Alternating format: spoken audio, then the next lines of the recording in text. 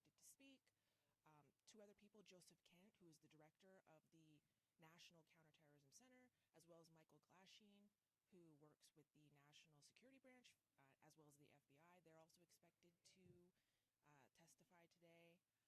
The hearing is expected to address the unprecedented threat environment facing the United States, which they say includes entities such as China, Iran, and other terrorist networks. And the goal of this hearing is to make sure that agencies have the necessary resources and tools to protect the American people. We will be streaming the entirety of this here on Facebook, on YouTube, and on our website, KOTATV.com. And if you have our app, we will be sending out another push alert when Kristi Noem actually starts speaking. If you're really interested in that part of the hearing, it's supposed to last 3 hours. So let's join it in progress now. In 2025, we fight our adversaries in cyberspace. We resist communist China propaganda. We prepare for newfound biological threats, and we combat the flow of transnational criminals across our borders. This is why this hearing is so important. Congress must hear from the executive. Oversight is not unfair, and asking questions is not unwarranted. We must ensure the people's representatives are informed. In less than 1 year, the Trump administration has delivered historic results in securing our borders and dismantling transnational criminal networks. The commitment to restoring and maintaining a state of law and order has resulted in illegal border crossings falling to their lowest level in decades. Compared to last year, nationwide border encounters have plummeted nearly 80%. This is a testament to the administration's enforcement of law and deterrence of further uncontrolled illegal immigration. More and more, both nation-state and rogue actors are turning to cyberspace to conduct nefarious operations against the United States and its interests. Just a few weeks ago, we saw the first mainly autonomous artificial intelligence conducted cyber attack. The AI threat is no longer something out of faraway science fiction movie. Technology improves every day, and so does our adversaries' understanding of how to use it. We must be prepared. We must work together with our state and local partners, as well as the private sector, to share information to better identify and mitigate attacks. We must remain vigilant in the face of threats posed by Russia, China, and Iran. And we must harden critical infrastructure. The United States is entering an unprecedented period of hosting major international events, including 2026 FIFA World Cup, the 2028 Olympic and Paralympic Games in Los Angeles, and nationwide celebrations marking the nation's 250th anniversary.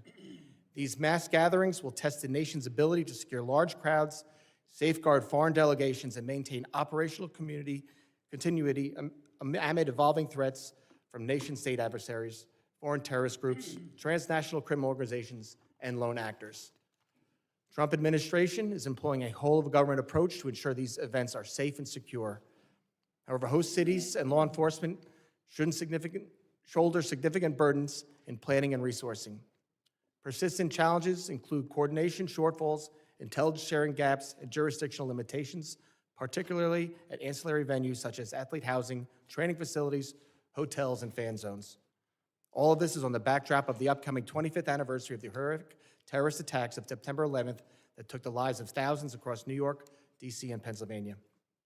It is why I sought this chairmanship and what guides me every day in this work. We all share the same goal: keep Americans safe, regardless of the threat. I look forward to the witnesses' testimony today, and I hope we can work together to ensure we achieve this common goal. I now recognize the ranking member, the gentleman from Mississippi, Mr. Thompson, for his opening statement. Thank you very much, Mr. Chairman. And before I start, let me welcome Mr. Van Epps to the committee. Mr. Chairman, thank you for getting the Secretary of Homeland Security and National Counterterrorism Center Director here today. Your predecessor couldn't seem to get that done, and I appreciate your commitment to holding this hearing. Each day, we've had more examples of Republicans abdicating their constitutional oversight responsibilities. Fortunately, unlike other chairs in this body, it appears that if you are serious about this committee work being done, and I compliment you for that. As I look at the witnesses table, though, I can't help but notice that FBI Director Kash Patel isn't here with Secretary Noem and Director Kent. I'd also say that we have just been provided Secretary Noem's testimony.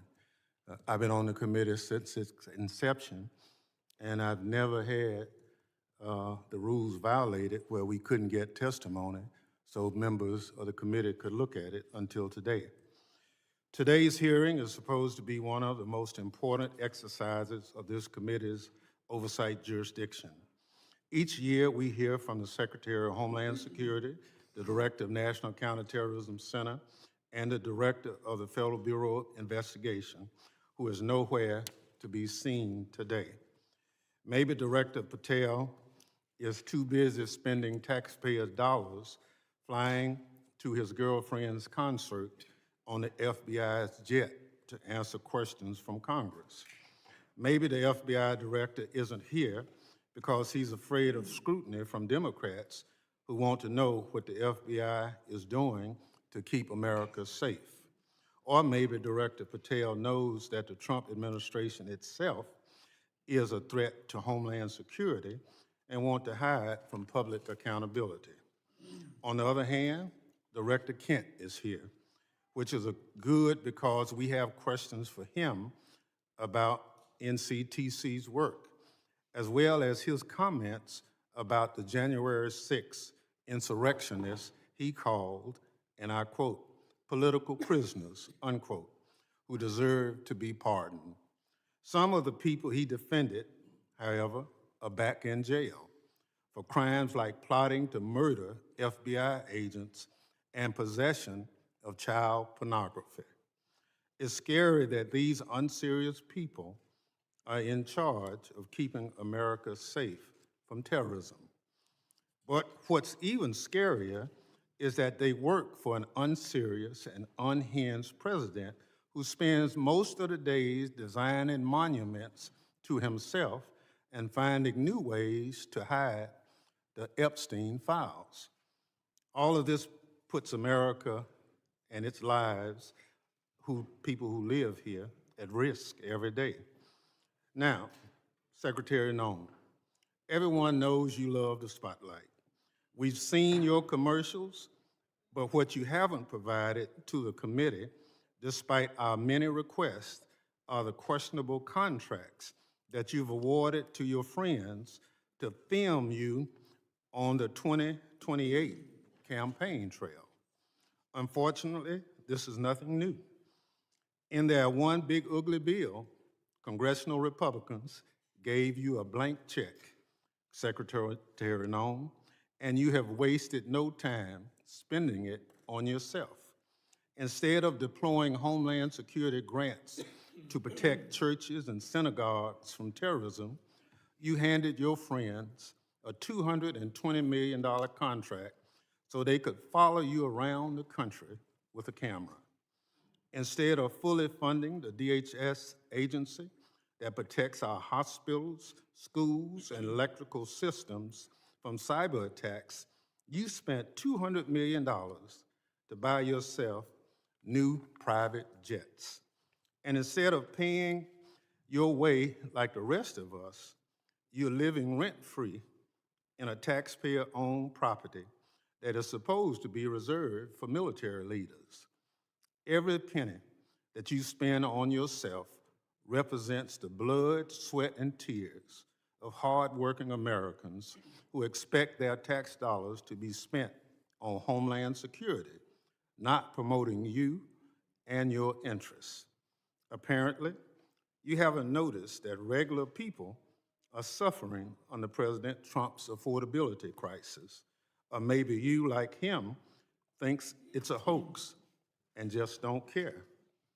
Either way, such corrupt behavior hurts Homeland Security.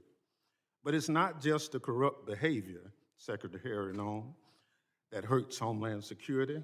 It's also your blatant disregard for the law.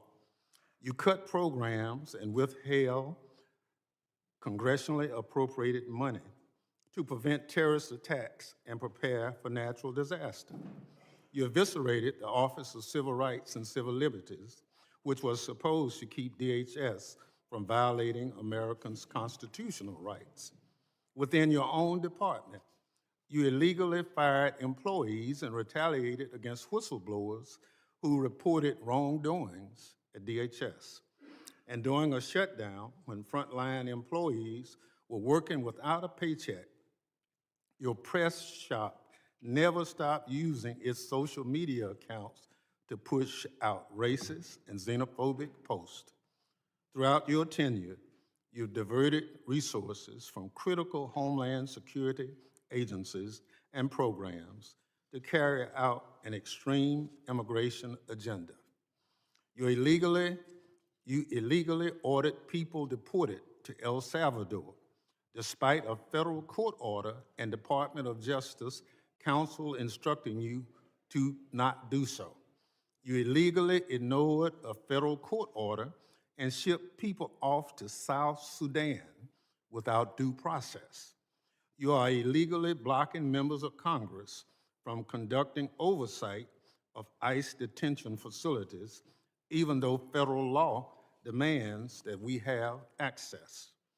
In the process of carrying out this extreme agenda, at your direction, DHS has terrorized, beaten, and detained hundreds, if not thousands, of American citizens.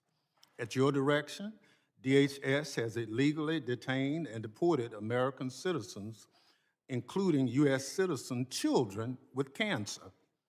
At your direction, DHS has illegally gassed, pepper sprayed, and put their knees on the necks of Americans, including military veterans and clergy. At your direction, DHS has illegally tackled, beat up, and humiliated United States citizens, including senior citizens. At your direction, DHS has illegally tased, maced, punched, and even shot Americans. Black and brown Americans, in particular, have been racially profiled, detained, and locked up, and sometimes with tragic consequences. It's just one awful incident. A pregnant U.S. citizen was reportedly thrown to the ground, kicked, and left in handcuffs for hours after immigration officers did not believe that she was an American. She later lost a baby. You cannot enforce the law by breaking the law, Secretary Noem. That's not how justice works. It's not right, and it's un-American. And when Congress tries to carry out its constitutional oversight responsibilities, to question you about your department actions, you hide, often with the help of congressional Republicans. Never in the history of the committee has a Secretary of Homeland Security hidden from congressional oversight like you and your department have, Secretary Noem. Our oversight letters to you go unanswered. You owe us by extending the millions of Americans who sent us to Congress.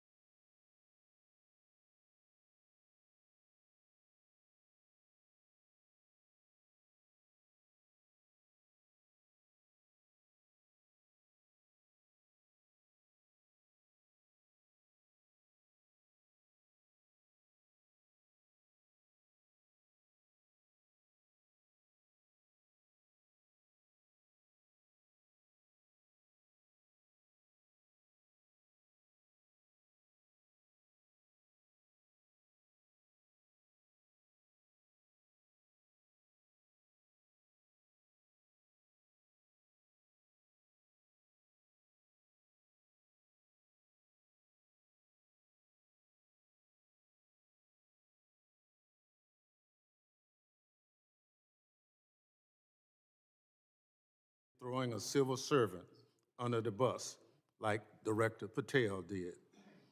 but you have systematically dismantled the Department of Homeland Security, put your own interests above the department, and violated the law. You are making America less safe. So rather than sitting here and wasting your time and ours with more corruption, lies, and lawlessness, I call on you to resign. Do a real service to the country and just resign. That is, if President Trump doesn't fire you first. I yield back. Gentleman yields back. Other members of the committee are reminded that opening statements may be submitted for the record. I'm pleased to have a highly distinguished panel of witnesses before us today. Pursuant to Committee Rule 8C, I ask that the witnesses please rise and raise their right hand.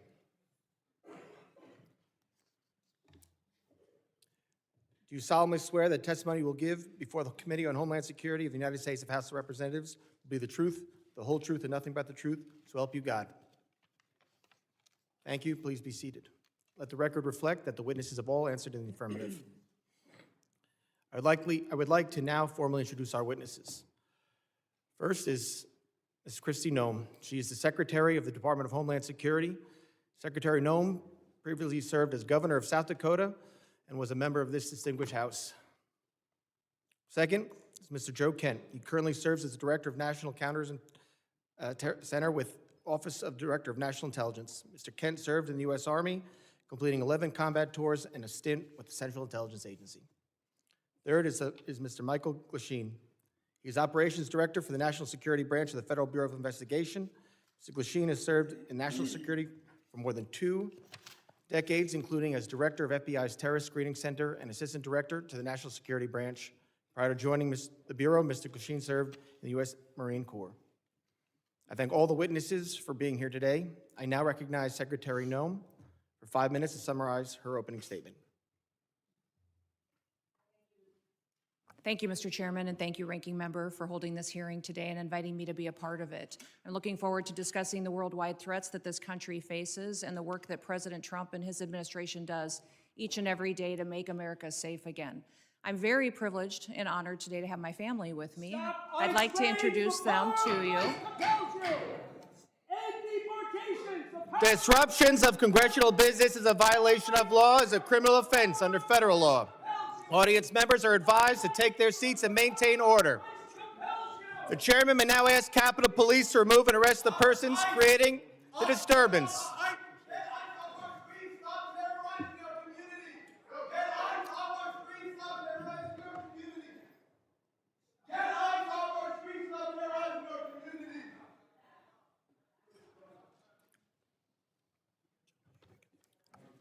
Secretary may continue. Chairman, I'll continue.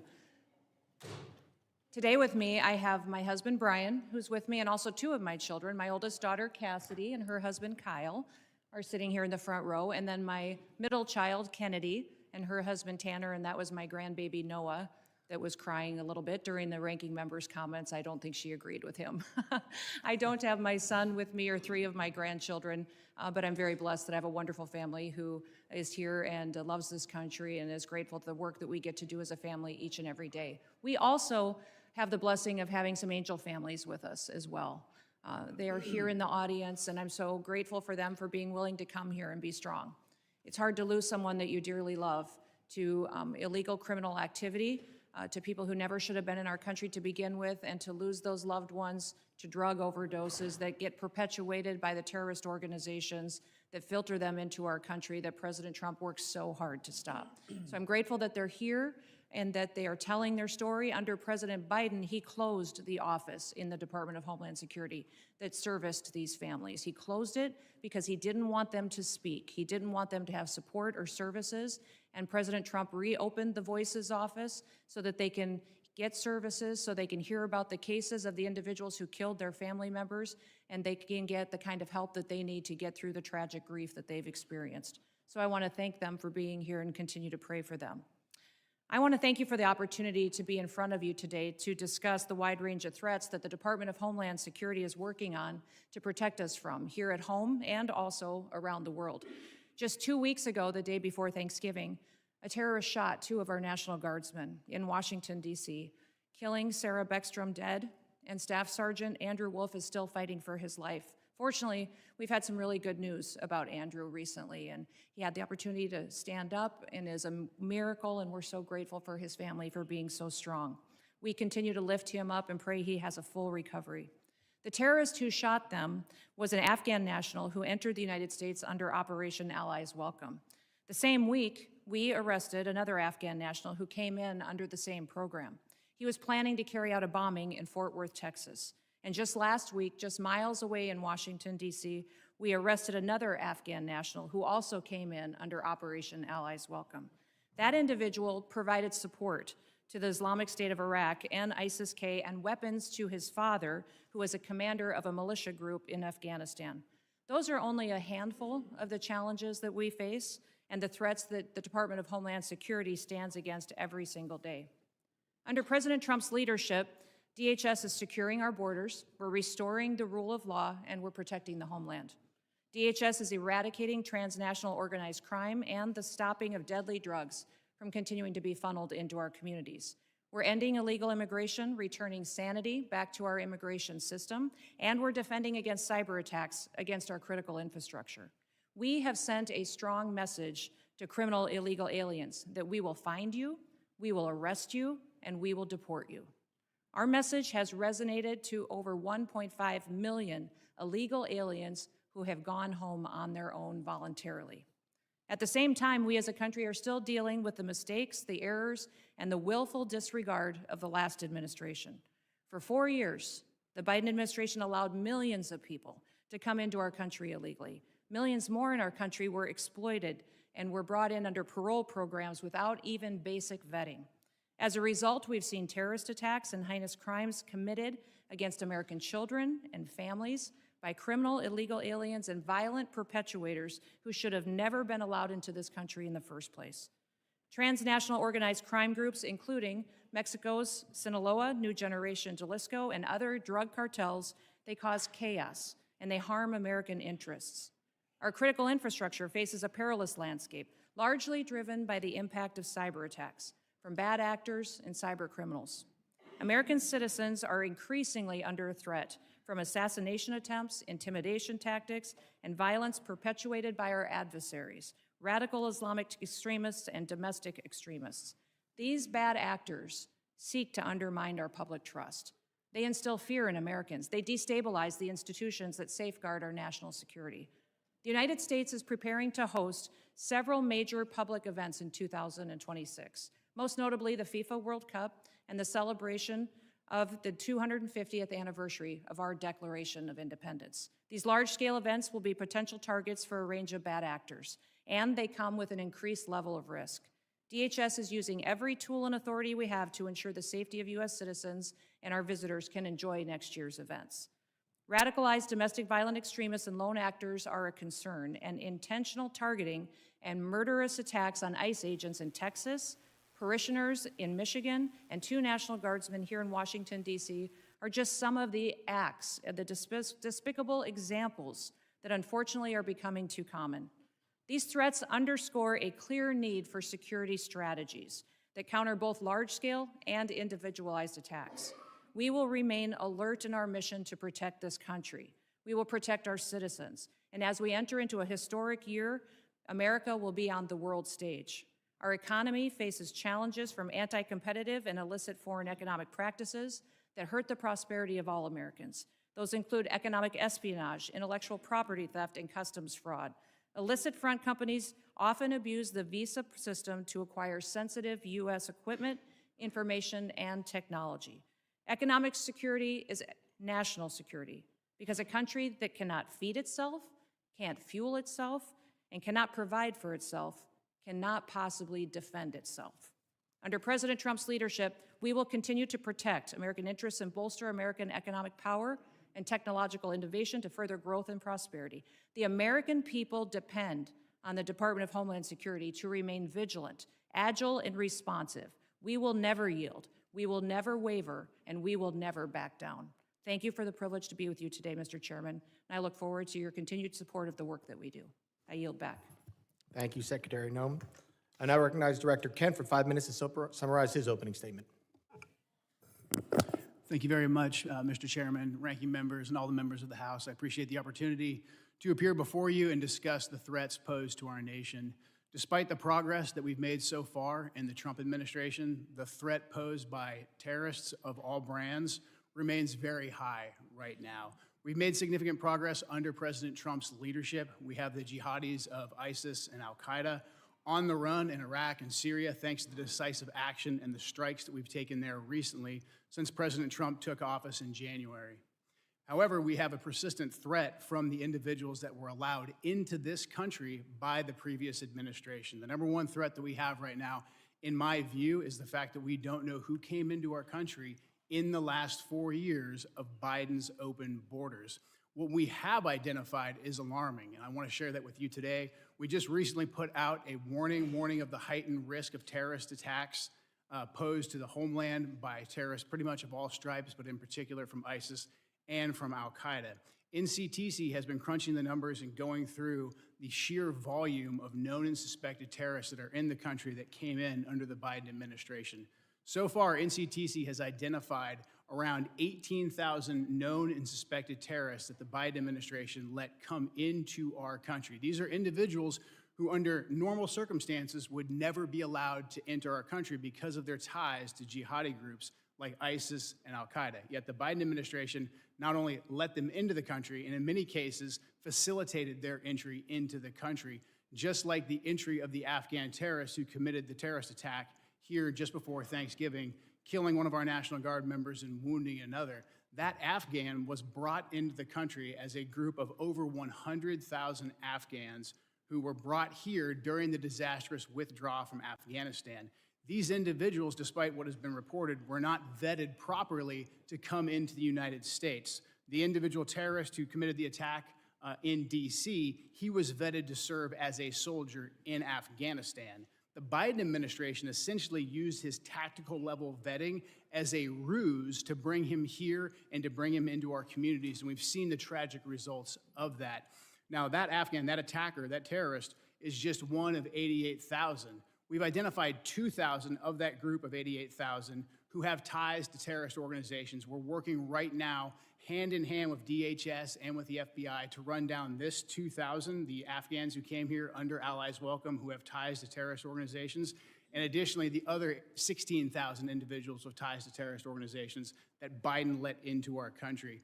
That is probably the top terrorist threat that we face right now, and that doesn't include the individuals who came here illegally through the open border. That number, alarmingly, remains unknown at this time. We're trying to figure out who those individuals are as well.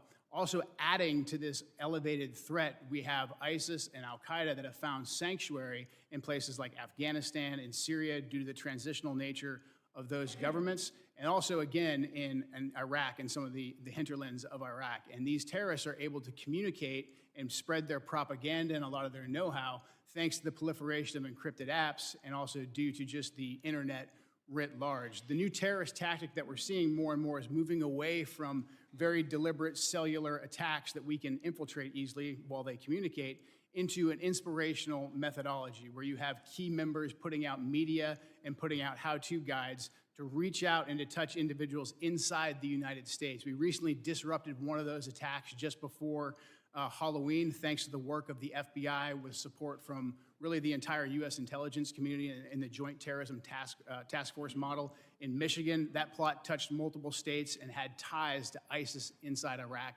and Syria. Another issue that we are addressing right now, thanks to the decisive leadership of President Trump, is the scourge of fentanyl, gang, and cartel violence. Under President Trump's leadership, we've designated these cartels and gangs as terrorist organizations, and we've done that rightfully so. These individuals, these terrorists, have killed hundreds of thousands of Americans, as these angel families will tell you firsthand. What President Trump has done by designating them as terrorists has allowed us to turn the tools of the intelligence community against them and predominantly watch list them as terrorists to prevent them from ever coming into America in the first place.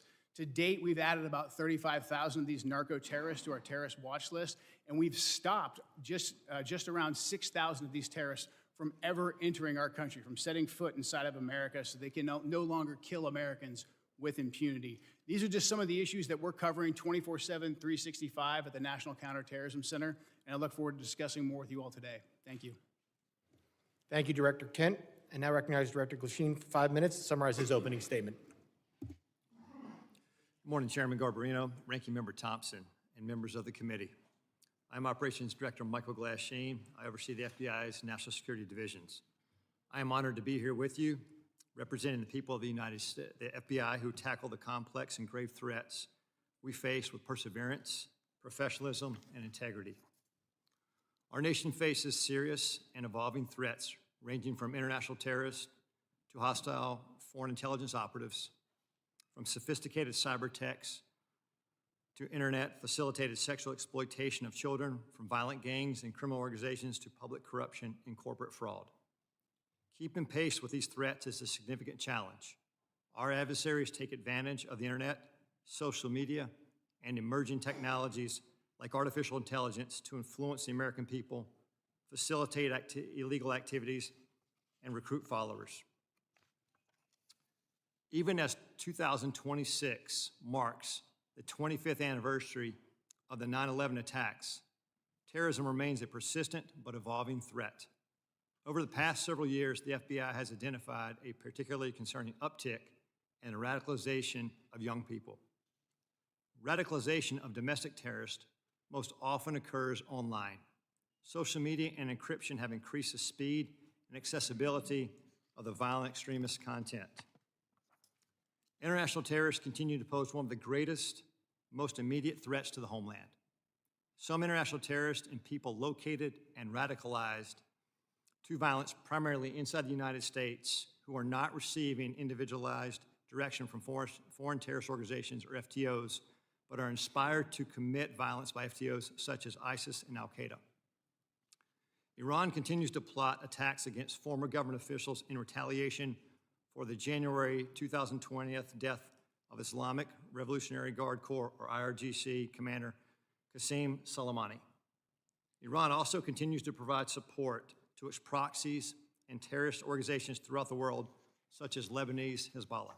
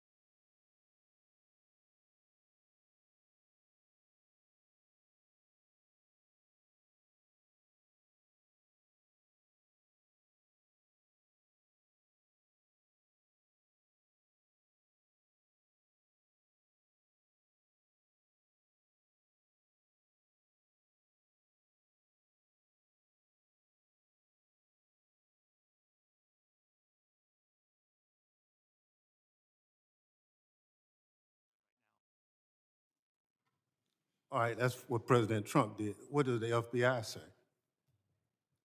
We share the same view. When you look at the data right now, you look at the domestic terrorist threat that we're facing, right now, what I see from my position is that's the most immediate violent threat that we're facing on the domestic side. So where is Antifa headquartered? What we're doing right now with the organization, Where in the United States does Antifa exist? If it's a terrorist organization, and you've identified it as number one. we are building out the infrastructure right now. So what does that mean? We trying to get the information. You say Antifa is a terrorist organization. Tell us as a committee, how did you come to that? Where do they exist? How many members do they have in the United States as of right now? Well, that's very fluid. It's ongoing for us to understand that. The same, no different than Al-Qaeda and ISIS. No, I don't want you, I'll ask one question, sir. I just want you to tell us. If you said Antifa is the #1 domestic terrorist organization operating in the United States, I just need to know where they are, how many people. I don't want a name, I don't want anything like that. Just how many people have you identified with the FBI that Antifa is made of? Well, the investigations are active. So you wouldn't come to this committee and say something you can't prove, I know. I know you wouldn't do that. But you did.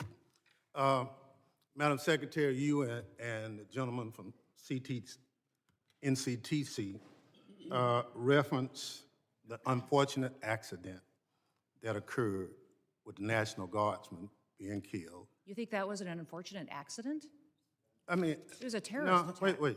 Look, I'll get it straight. Then you can He shot our respond. National Guardsman in the head. Look, Mr. Chairman, will you direct the witness to allow me to ask my question? It was an unfortunate situation, but you blamed it solely on Joe Biden. I want you to know who approved the asylum application for this same person.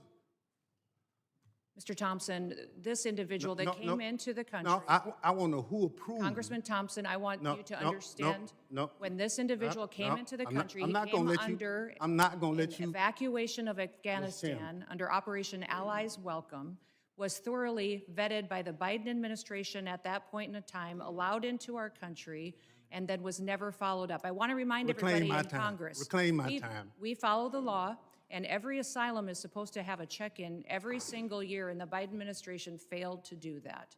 They vetted this individual, allowed them into our country, and did not do due The diligence. witness will allow the gentleman to ask his question. Yes or no? Who approved the asylum claim? The application on the asylum was thoroughly filled out by information that was gathered by the Biden administration. So the His Biden asylum- administration approved the The asylum. asylum application was put into place under the rules established by the Biden administration. Reclaiming my time.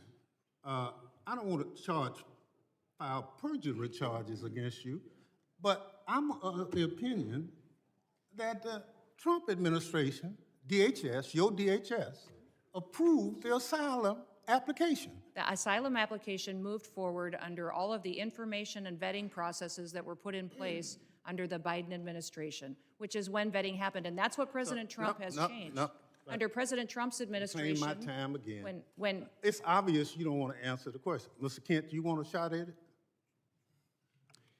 The individual was vetted to serve as a soldier in Afghanistan, and that vetting standard was used by the Biden administration as a ruse to bring him here. Had we followed the standard operating procedures for special immigrant visas, Reclaim my time. that individual and none of the Allies Welcome people would have come to America. That's on Joe Biden. Gentleman's just time has answer the- expired. That was the answer. Point of order, Mr. Chairman. That was a murder that took place in D.C. It was not an unfortunate incident. And those comments are effing disrespectful. Who is that? I expect better from the It's not a valid point of order. I will now recognize the gentleman from Texas, the former chairman, Mr. McCall, for 5 minutes. My name is Chairman. Madam Secretary, great to see you. This hearing reminds me of the novel a tale of two cities. They see it, the Dems see it as the worst of times, but I see it really as the best of times. And what do I mean by that? Under the Biden administration, 15 to 20 million illegal aliens, unvetted, as you indicated, came into this country. What I think most disturbing is Director Kent's testimony. 18,000 known or suspected terrorists got into this country under the Biden administration. That's why we impeached Mayorkas. I was one of the managers. He told his Border Patrol, you don't have to pay attention to federal law when it says shall detain aggravated felons. He disregarded federal law and says, you know what, may detain. It's discretionary. And guess what?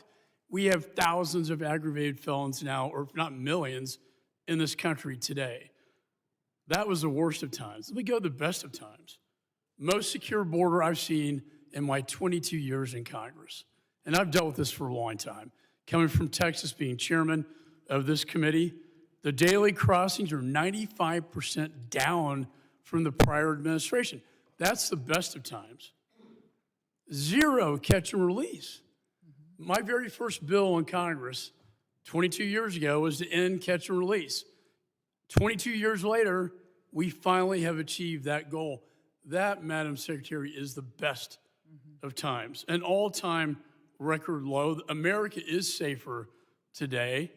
I feel so. And when I look at the Venezuelan vessels attacked, the president had every right under the Constitution, Article 2, international waters, cartels designated as FTOs, coming into our country to spread poison to kill Americans. If that's not self-defense, I don't know what it is. And then finally, Madam Secretary, thank you for taking out the shadow Iranian oil tankers headed from Venezuela to Cuba, getting around our sanctions that Congress passed. I'm finally seeing an administration flexing its muscle in this hemisphere, which has been neglected for so many years. So air, land, and sea is your charge. It's the military's charge as well. I see the land secure. I see the maritime borders getting more secure, and I applaud you for that. On the air secure piece, I chair the Special Events Task Force. That's FIFA, the Olympics, the 250th anniversary. Drones are the biggest threat as I see it. I see it in Ukraine in its conflict with Russia, and I see it across our border, and I see it at these events. If you could update me, and with the new NDA authorization to allow federal, state, and locals to work together to identify hostile adversary drones and take them down, can you tell me how that will impact your ability, Madam Secretary, to better secure these special events? Yes, thank you, Congressman McCall, and thank you for your leadership. I understand you're retiring, and I'm sad about that. You've been a statesman. Thank you for serving with such dignity. Thank you. The counter-drone and drone technology that is out there today, frankly, our authorities haven't kept up with.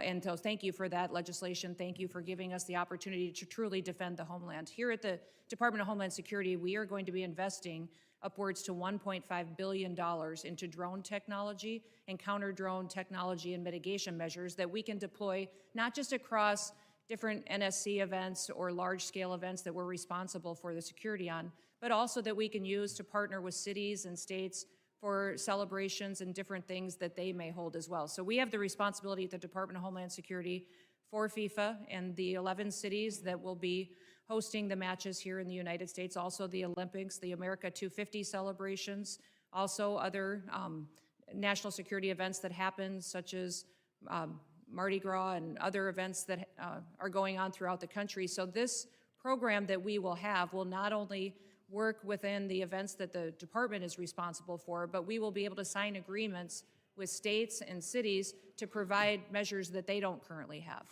And we're working with the FAA as well to get what we need to be able to operate. And we don't want just to detect, we don't want to just monitor, we need to mitigate.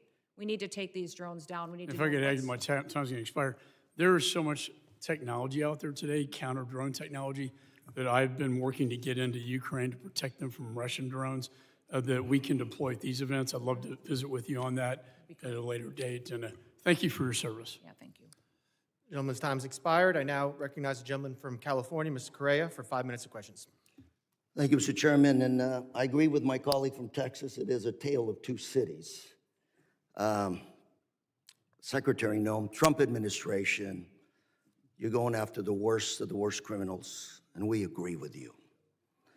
The problem is 70% of the people you've arrested have no criminal record. You're going after non-criminal immigrants, U.S. citizens, and permanent legal residents. Donna Hughes Brown, Irish citizen, green card holder, 48 years in the United States. She also happens to be the mother of a U.S. Marine, sister to a retired Army colonel. She's in ICE detention since July. She tried to come back from Ireland, arrested, has been there since then. Her crime? She wrote 2 bad checks for less than $80 a decade ago. You arrested her, she's in custody. Her husband, Jim Brown, came to us and told us her story. Jim told us, I voted for President Trump because he promised to go after criminals in our community and not people like my wife. If I can, I'd like to play a video for you.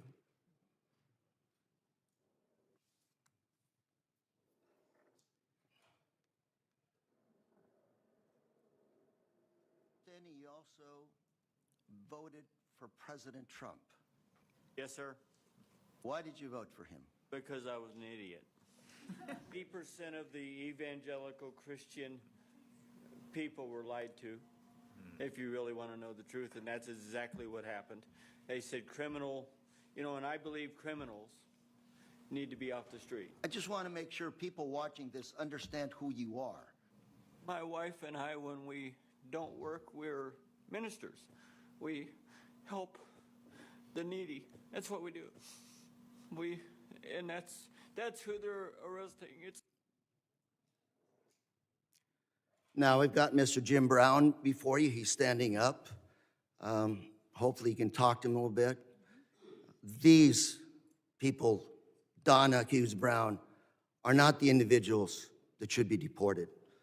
Another case, Narciso Barranco was beaten and arrested by masked agents while working as a landscaper.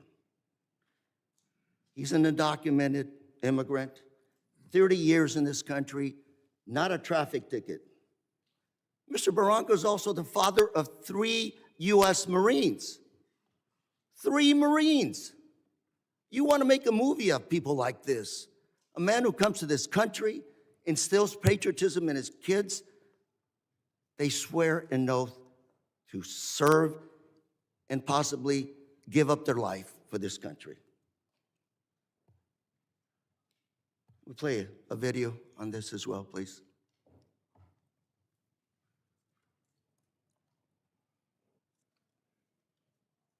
Masked federal agents were filmed pinning a man to the ground and repeatedly striking him in the head and neck before putting him in an unmarked car. The man in the video has been identified as Narciso Barranco and is the father of 2 active duty Marines and 1 Marine veteran. The Department of Homeland Security said an illegal alien was arrested by Border Patrol agents after he, quote, assaulted federal law enforcement, adding that Barranco, quote, swung a weed whacker directly at an agent's face. Video shared by DHS and reviewed by CNN shows Barranco running with a weed whacker, but does not show him striking officers. I also have with us today Alex Barranco behind you, a retired Marine. That's his father. And Alex, on behalf of myself, members here, I want to thank you for your service to our country, and we also thank your brothers for serving our great country. Thank you very much. Got another case. George Rete, 25-year-old, native of California, my home state. He's a U.S. citizen, Army veteran who served in Iraq. Well, on his way to work, he came to an immigration checkpoint, pulled over. I don't know where officers deployed tear gas on him, broke his car window, pepper sprayed him, and dragged him out of his car. an American citizen held for 72 hours without any charges, wasn't even given the opportunity to shower, to wash off that paper Gentleman's spray. time's expired. I now recognize the gentleman from Mississippi, Mr. Guest. Mr. Chairman, I have 2 articles I'd like to present for the record. Unanimous consent? Under President Trump, an agency intended to keep Americans safe has diverted resources from child abuse, trafficking, and terrorism to immigration enforcement. Second is this letter from my Orange County Sheriff, Don Barnes, essentially talking about all the individuals under Prop 50 referred to ICE 2025 year to date. 50 of them. Without objection. ICE never showed up to pick them up. Without Mr. objection. Chairman? I will Mr. Chairman? entertain, Mr. I will entertain UCs at the end of the hearing. I want to entertain all UC motions at the end of the hearing. We have witnesses. I want to make sure everybody has time. So if we do this now, we do have a witness has to leave. You're just going to be taking time from other members. But I will entertain UC motions at the end of this hearing. I now recognize the gentleman from Mississippi, Mr. Guest, for 5 minutes. Thank you, Mr. Chairman. Madam Secretary, it's great to see you again. Thanks for appearing before us again. I want to echo some of the remarks of Mr. McCall.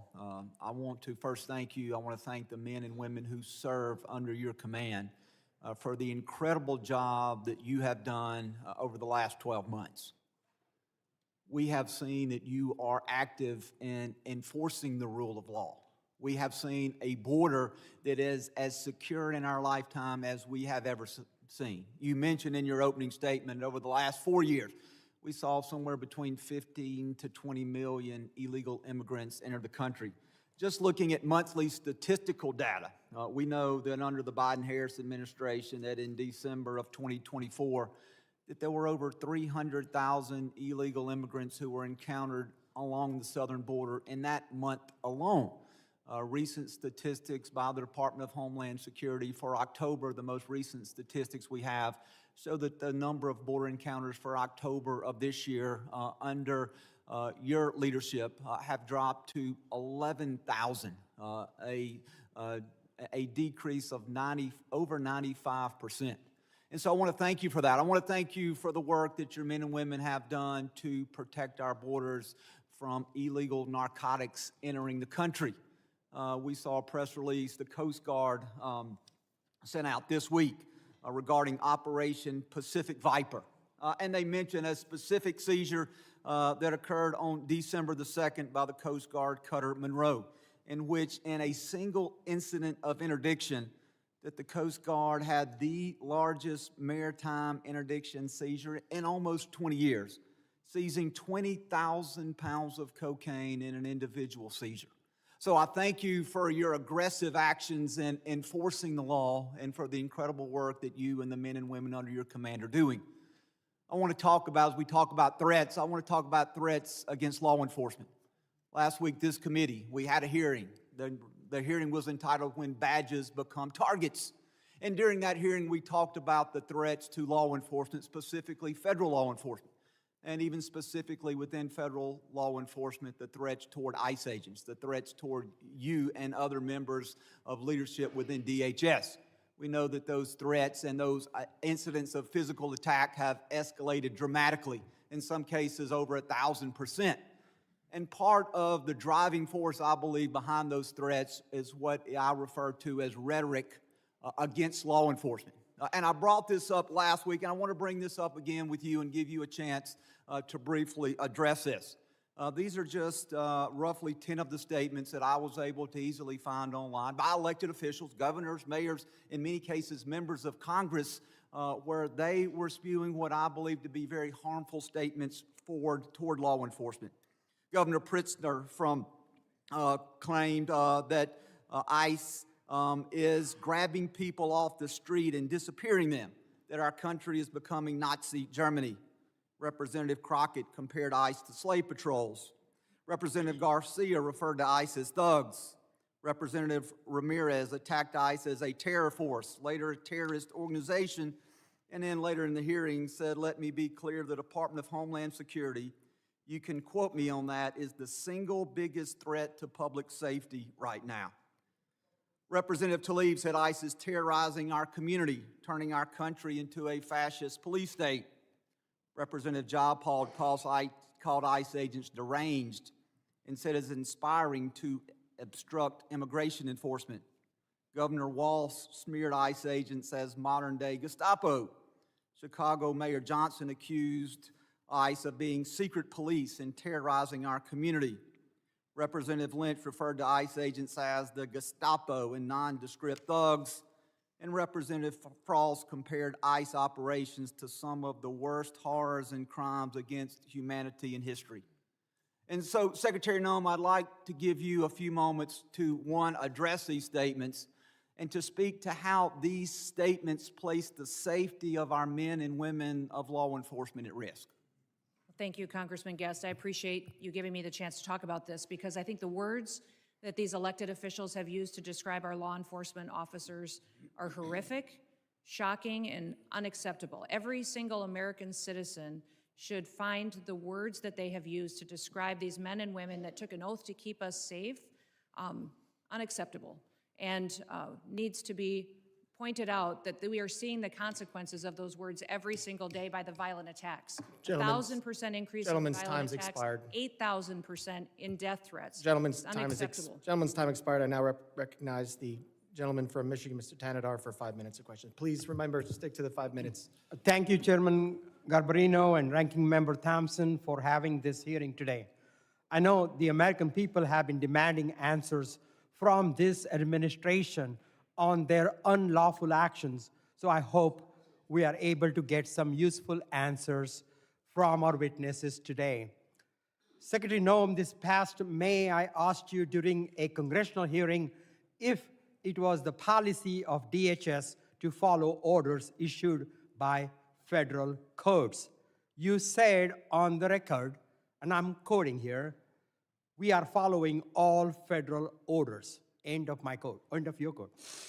Secretary Noem, you lied to me under oath that day. You lied to the American people, and you have betrayed the trust placed upon you in your role as Secretary of Homeland Security. You defied federal court orders when you refused to order the deportation flights to El Salvador in March to turn around. Federal courts have also found your department to have violated federal injunctions in your continue to send non-citizens on deportation flights, with some courts having called your orders unlawful. Secretary Noem, I just have 3 questions for you. 1, why did you lie under oath by saying DHS was following all federal court orders when they clearly were not? Congressman. Question 2, let me finish my questions. Question 2, why did you mislead the American people when you said that no American citizens have been arrested or detained by federal immigration agents? And my last question, number 3, Donald Trump said that your ICE agents haven't gone far enough. Do you think terrorizing American citizens and assaulting peaceful protesters isn't far enough? Congressman, the Department of Homeland Security and this administration complies with all federal court orders. We always have, and we always will. Not true. And we will continue to appeal. And sir, I will even tell you that at the highest court, at the Supreme Court, the Department of Homeland Security in our litigation has an over 90% success rate in winning at the highest court in our battle against activist judges across this country. Madam We have Secretary, activist judges that we will the- continue to appeal. And then when it gets to the highest court and we get a decision, it is proven that I we wanna are reclaim my right, time that we here. have been compliant. I will also say, you Ma- talk Madam- about Madam deporting of Secretary, let- US let Do me- you want me to answer your questions or not? I do, but let me, you haven't been telling us the truth. Look, there have been at least 170 known cases of citizens being arrested or detained by federal immigration agents this year alone. This is the truth. Are you lying to the American people right now by denying these reports? When we are doing our targeted enforcement operations against criminal illegal aliens, individuals that are in that area may be detained until we verify who they are, and then they are released. This has been done for years, and every single law enforcement operation that has always happened, we followed the same protocols, and we continue to do that. We have never once detained or deported an American citizen. We have not held them Not and true. charged them. When we find out Not to true. verify their identity, then that is when they are released. You also asked about ICE agents going far enough. Sir, I will tell you that every single ICE agent, CBP agent, federal law enforcement officer that's out there doing their work every day, none of them will rest until our communities are safe. None of them will rest until Secretary terrorists, Noem, it criminals is a fact that off you of our ignored federal streets orders. and our children and our grandchildren can grow Let up me in a reclaim country my that time truly here, is please. safe. Let me reclaim. Secretary Noem, it is a fact that you ignored federal court orders in March and in May of this year. Do you plan on ignoring more federal orders? We I'm always sick, I'm comply sick with of, all federal sick court of your lies, and the American people demand the truth. Because you keep saying it doesn't make it true. I am sick of your lies. The American people are sick of these lies. American people demand truth. America is very happy that finally they have a president in the White House that gets up every day to keep them safe. Madam Secretary, your incompetence and your inability to truthfully carry out your duties of Secretary of Homeland Security, if you're not fired, will you resign? Sir, I will consider your asking me to resign as an endorsement of my work. Thank you very much. I yield back my time. Gentleman yields back his time. I'll remind members that they are entitled to ask questions during their time. Witnesses are entitled to answer those questions. Members are entitled to reclaim their time. So if we're going to have questions and answers, please allow it. You can reclaim your time if you want, but witnesses are here voluntarily. Please at least give them a chance to answer the questions that you're asking.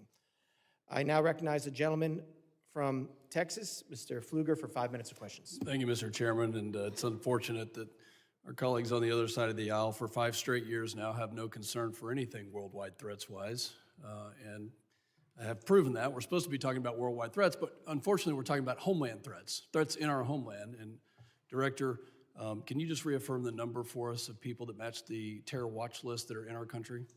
There's 18,000 known and suspected terrorists in the country right now that came in under Joe Biden's watch. 18,000. 18,000. That's unbelievable. It's unbelievable. And that's just what we know of, Congressman. Secretary, despite even members on this committee that have called our law enforcement and ICE and DHS and Border Patrol and other agents names and slandered them, I support you and I support what you're doing to secure the homeland. The Working Families Tax Act allocated $13.5 billion to the Department of Homeland Security and the Department of Justice to reimburse states for the cost of the Biden-Harris administration's open border policies. No state suffered more than Texas. Fentanyl, drug and human trafficking, violent crime, stress on local emergency response services caused substantial damage to my district, to our state, to my constituents, to people that live and work in Texas. And in response, our state launched Operation Lone Star to secure the border when the Biden administration abdicated their responsibility to do that. We built miles of border wall, we had other barriers, we deployed state troopers, National Guard to deter the invasion that we suffered during this time period, which cost our state over $11 billion.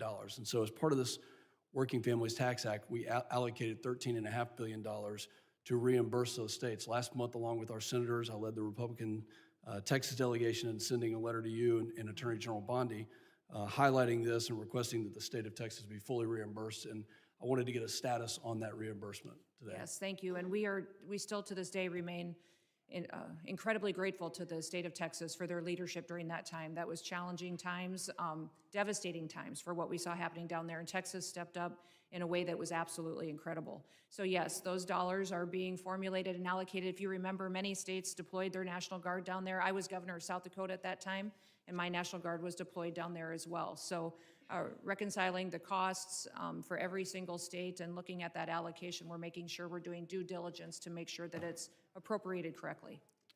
And just to be clear, I want to make sure that that money does come in the form of the reimbursement to Texas. That's what we're working with the White House on doing, sir. Okay. Yeah. When it comes to what Director Kent talked about, these 18,000 people, can you give us an idea of who these people are, what type of threat they pose to us? We saw it wasn't some accident. This was an assassination and a murder.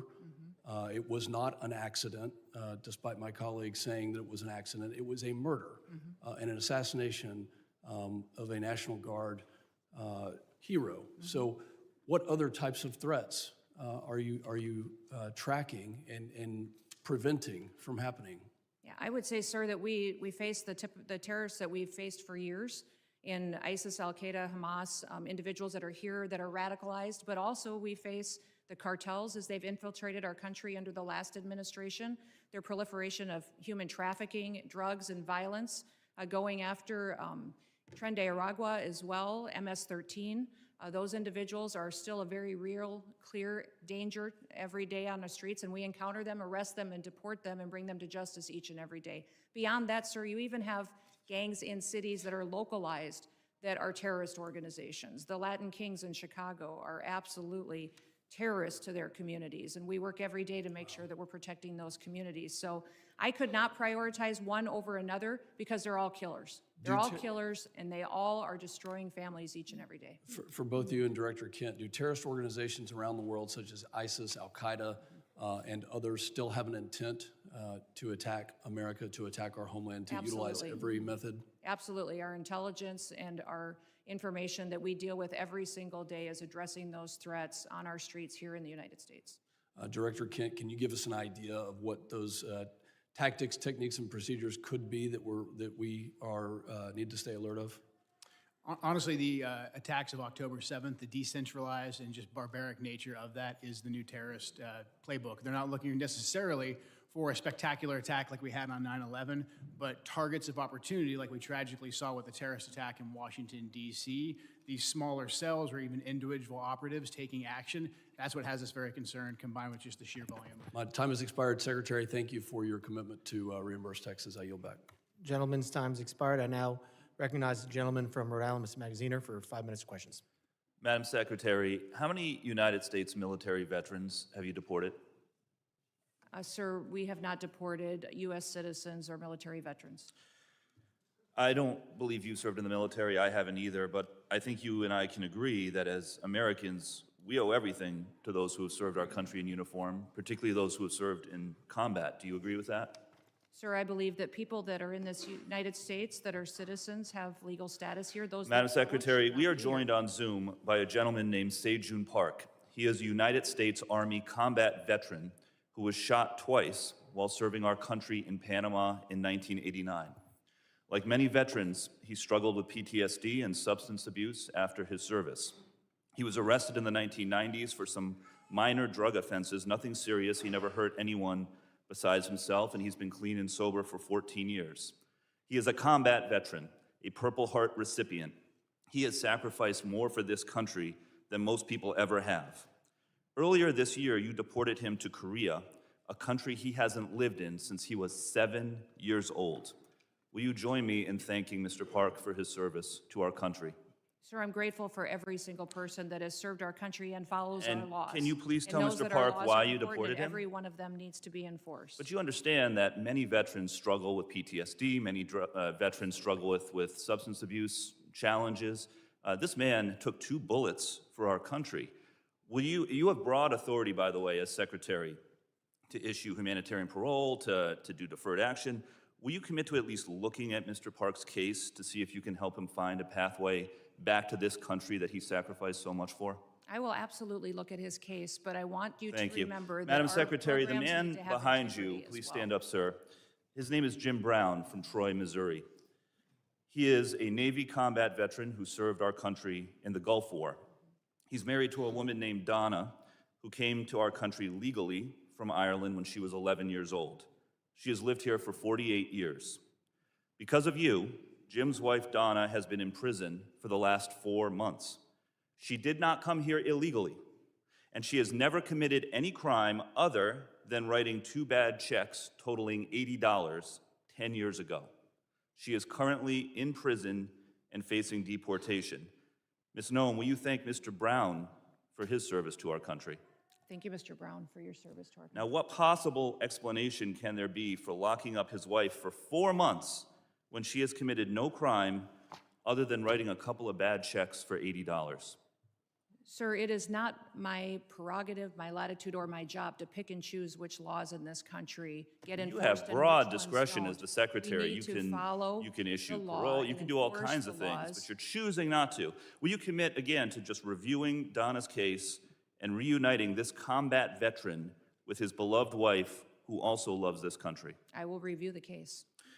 Now, Madam Secretary, you've already heard the story of Lance Corporal Alejandro Barranco, the United States Marine veteran who is behind you, who also has two brothers who are United States Marines. Will you thank Lance Corporal Barranco for his service? Thank you for your service. His father, Narcisco Barranco, is a landscaper in California who has lived peacefully in our country for 30 years and has no criminal record. Last spring, while he was mowing the lawn at an IHOP, ICE agents tackled him in the street and imprisoned him for weeks. A peaceful, hard-working man who raised 3 sons to be United States Marines. We need men of that character in this country. Again, as Secretary, you have broad discretion. Will you consider Lance Corporal Barranco's father for parole in place to stay in our country, owing to the fact that he has contributed to our country by raising 3 United States Marines? This is an opportunity to remind everybody that every person that's in this country illegally has an opportunity to voluntarily go home and come back the right way. He Follow raised our 3 laws, United States and we will Marines. facilitate that. He has been living here peacefully, doing his job for 30 years. You have discretion. You are choosing not to use it. Madam Secretary, you promised America that you would go after the worst of the worst. But these people are not the worst of the worst. A Purple Heart recipient, a military spouse, the father of 3 Marines. And it's not just veterans and military families. You are locking up and deporting children with cancer, mothers with babies in the NICU, United States citizens. There are many problems with your leadership, but the biggest problem is this. You don't seem to know how to tell the difference between the good guys and the bad guys. Go after the bad guys. Go after the terrorists. Do not go after veterans, Marines, children, Gentleman's United time's States expired. citizens. I yield Gentleman's back. time's expired. I now recognize the gentlelady from Georgia, Ms. Green, for 5 minutes of questions. Thank you. The previously Democrat-controlled administration allowed over 13 million border crossers from over 170 countries and territories to break our laws, invade our country, rape our women and children, and murder our own people. They set all-time records for the highest number of illegal aliens ever encountered in a single day at 14,500, in a single month at 370,000, and in a single year at 3 million, not including the known gotaways. Thanks to Secretary Noem and the hard work of Tom Homan and all the brave men and women at DHS, our new Republican-controlled admin has produced the safest and most secure border our country has ever seen. Thank you very much for that. For the 7th consecutive month, U.S. Border Patrol released 0 illegal aliens into the United States. Daily average apprehensions at the southern border are 95% lower than the daily average under the last administration. 10 months under Trump has seen less apprehensions than 1 month under Biden. Since January 21 through the end of November, there have been 117,105 total enforcement encounters along the southwest border, which is nearly 40% less than the monthly average during the Biden administration. Meanwhile, there has been an 8,000 increase in death threats against ICE law enforcement. Secretary Noem, back in July, the department put out a press release titled "Worst of the Worst." Criminal proceedings begin in a case of transgender illegal alien accused of rape, child rape, not just rape, child rape of a 14-year-old boy in a sanctuary New York City bathroom. I wanted to highlight this case because it encapsulates so many different violent policies of Democrats. This is an increase in trans violence with their embrace of gender ideology, an egregious catch and release policy implemented under the last 4 years, and sanctuary cities that harbor criminal, illegal alien monsters that have raped and murdered many Americans. Can you discuss further what you're facing in these sanctuary cities and the illegal alien monsters that have been released into American communities under the Biden administration. Yeah, unfortunately, Congresswoman, we arrest individuals like that every day because they're so prevalent on our streets, because of what happened under the Biden administration. Every day, we're able to go out and encounter and bring to justice individuals who are raping our children, murdering our mothers, our grandmothers, our families are devastated by them. And I'm shocked at the Democrats' constant defense of these individual criminals over the American citizen that is out there just trying to live their lives, put food on the table, and live the American dream. And what we do at the Department of Homeland Security by making sure that we're out enforcing the law every day is making sure that those families get a chance to do that. So I'm so grateful for them. The 8,000% increase in death threats is real. These ICE agents and CBP officers that are out on our streets doing God's work live in these communities. They live there. These are their families and their neighbors that they're protecting, and they get up every day and do that job because they believe in their mission. They take an oath, and they are honorable men and women who are serving with greatness during a challenging time when activists and radicals attack them and put their lives in danger. I think it's shameful to see the defense of individuals who break our laws. We are a nation of laws. If we are not a nation of laws, we're no nation at all. And that is what we are doing every day, is following those. If you guys don't like the law, go change it. That's your job. You don't complain. I was raised by a dad who said we don't complain about things. We fix them. Well, go fix them. If you don't like the law, quit bellyaching, quit hitting and attacking our ICE officers, quit going out and protesting and screaming vile things at them, quit calling them names. We wouldn't let our children do that. Go do something that actually matters by having an honest debate and changing the law. That's your jobs. You all should be fired, in my viewpoint. I agree. Thank you so much for that, Secretary Noem. Back in 2021, I was one of only 16 members who voted against the Allies Act of 2021, which increased the number of special immigrant visas for Afghan nationals and loosened vetting requirements for eligibility. This brought in over 76,000 Afghans. Director Kent, what actions are being taken to identify and remove any of the 100,000 Afghan nationals admitted under the Biden admin who may have ties to terrorism, like the one who shot 2 National Guard members, tragically killing Sarah Beckstrom here in Washington, D.C.? I'm sorry, gentlelady's time has expired, but Can he just answer no, we're quickly? keeping everything quick to the 5 minutes. I'm sorry, but gentleman from New York is now recognized, Mr. Goldman, for 5 minutes. Secretary Noem, let's talk about the law. Do you agree that asylum is a lawful pathway to immigrate to this country? Yes or no? There's an asylum program, yes, in place. All right. So It wasn't immigrants used under then the with Biden ongoing asylum applications are legally in this country, correct? Excuse me, I'm sorry. Your question was? Immigrants with ongoing asylum applications are legally in this country. There are individuals in this country that have applications that And they are legally here because it's a lawful pathway, right? it's a lawful pathway. Okay, so And I if will- your department then deports anyone with an ongoing asylum application, you are violating the law, correct? Joe Biden left us with. I'm not asking about Joe Biden. I'm asking you a 1.5 specific million question. cases If of your backlogged department asylum deports anyone Pat, with an the program- ongoing asylum application, The you program are was violating the greatly law. Is that violated. correct?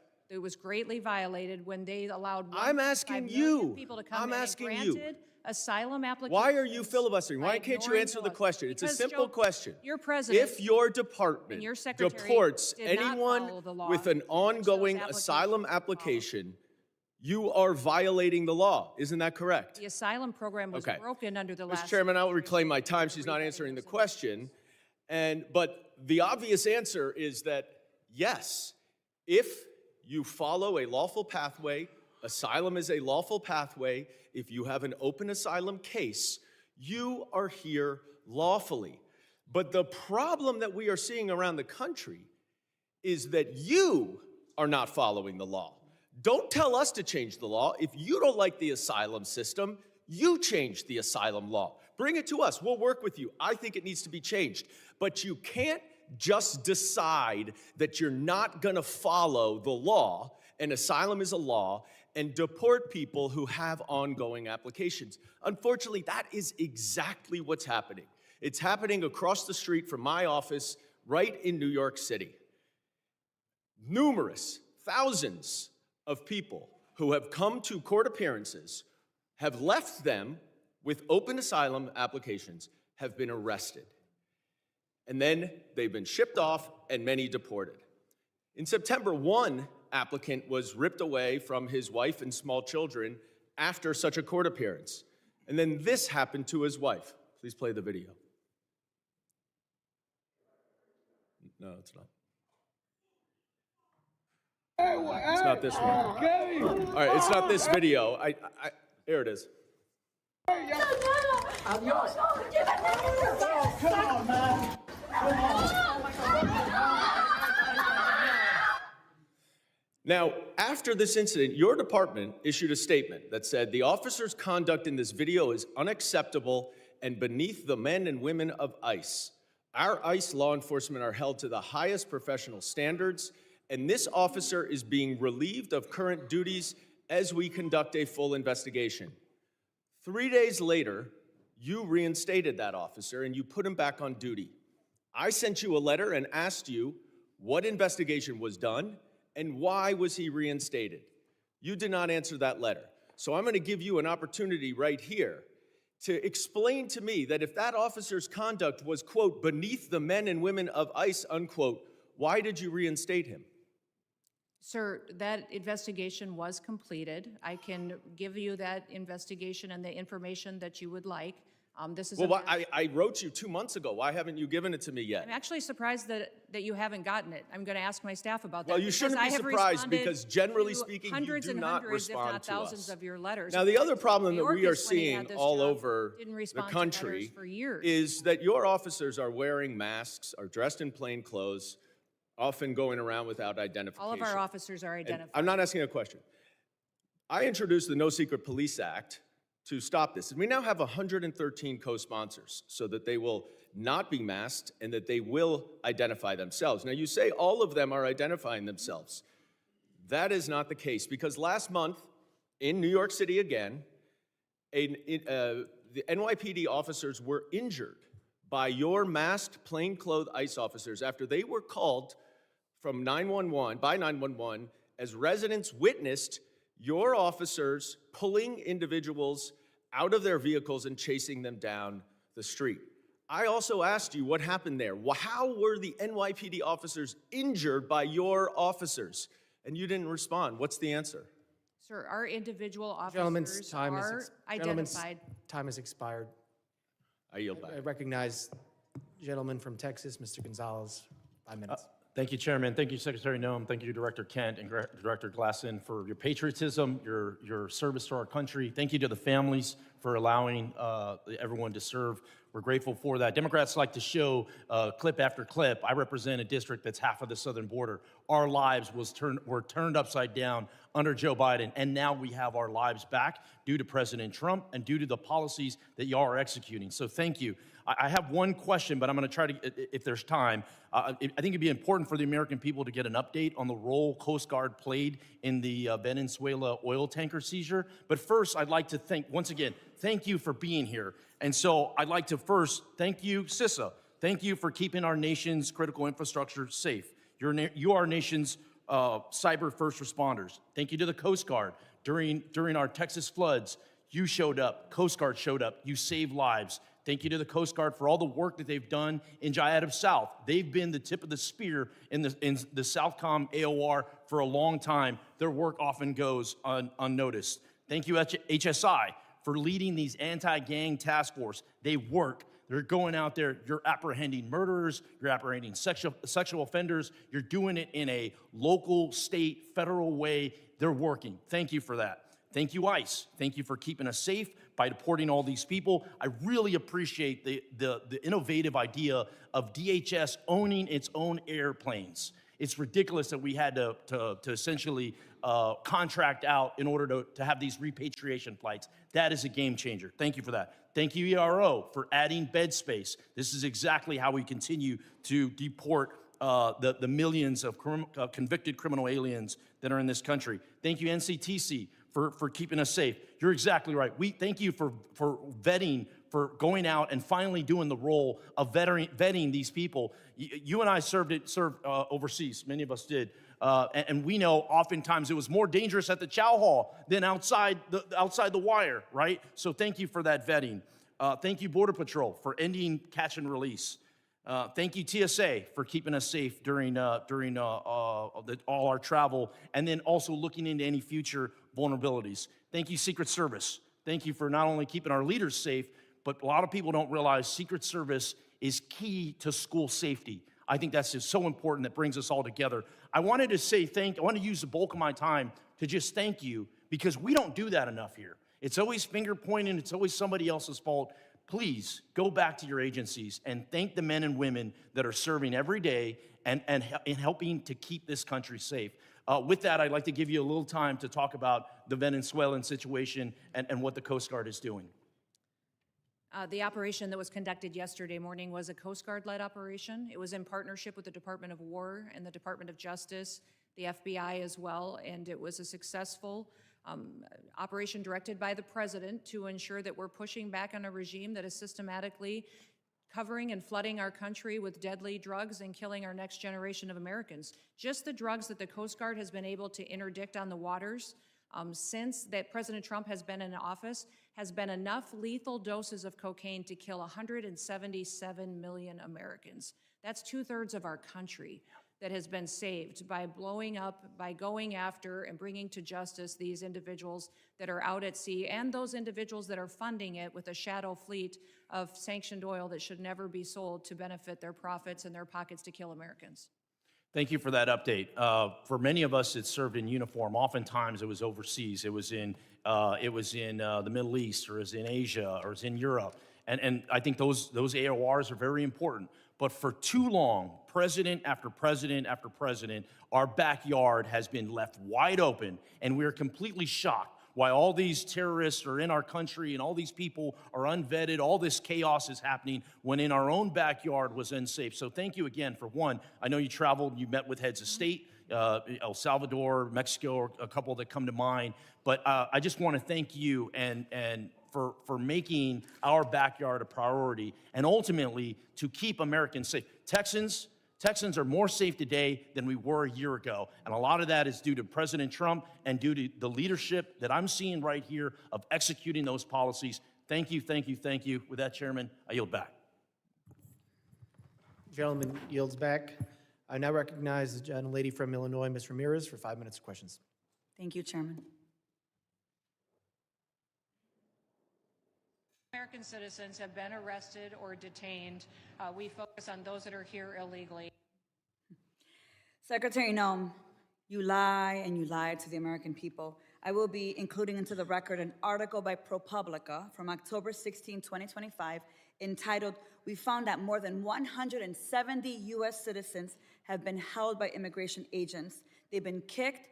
There's nothing smiling about U.S. citizens. I'm sorry, that's very inappropriate. Let me continue. Okay. They've been kicked, dragged, and detained for days. The next one.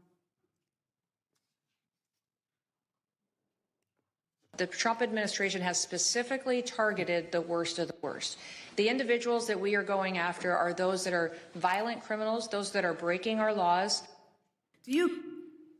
Secretary Noem, again, you lied to the American people. I will be including into the record an article by the NBC News from December 7, 2025, entitled, "ICE has arrested nearly 75,000 people with no criminal records," data shows.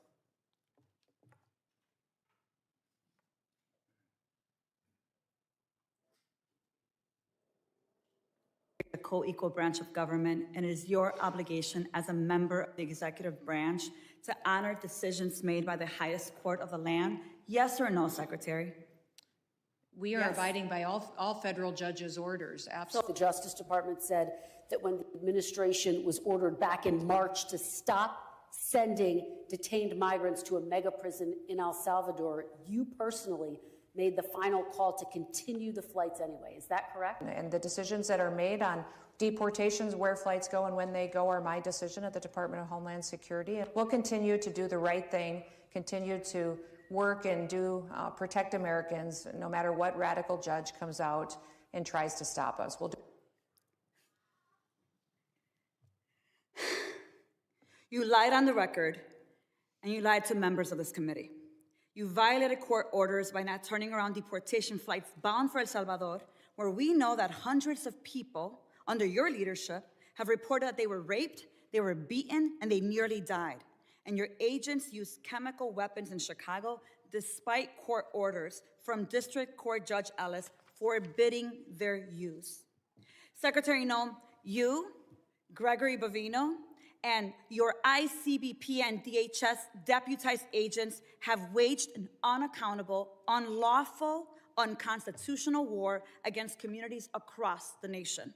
Our residents have been surveilled, they've been threatened, they've been tear gassed, they've been hit with pepper balls, they've been shot, they've been subjected to warrantless arrest and precision immobilization maneuvers, they've been kidnapped and disappeared under your leadership.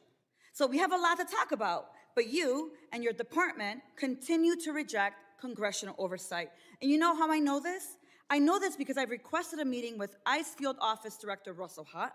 I requested a meeting with Field Office Director Samuel Olson. And when you came to Chicago on October 3rd, I publicly and formally requested a meeting with you.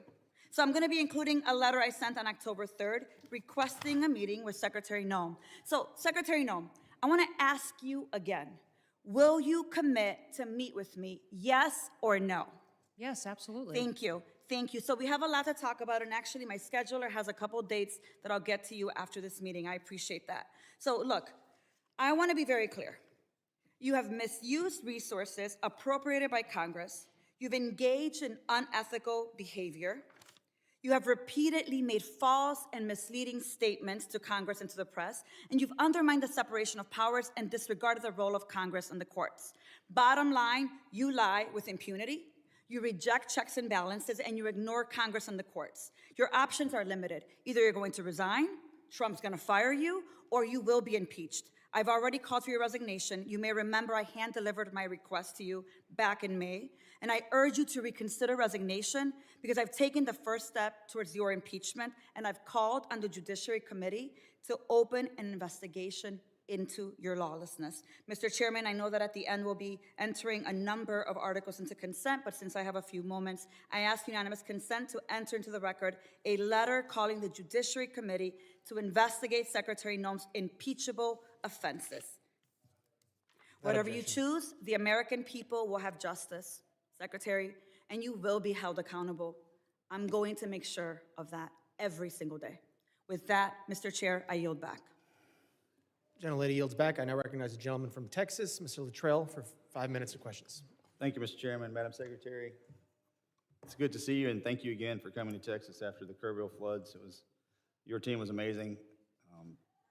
Their interaction with the leadership in our state, up and down the chain of command, was outstanding. Not something I read about, I saw it. So I'm speaking from the truth. So let's talk about worldwide threats, if you don't mind. This may go back and forth to Mr. Glasheen and Mr. Kent. My questions, first and foremost, is the nefarious actors globally, they're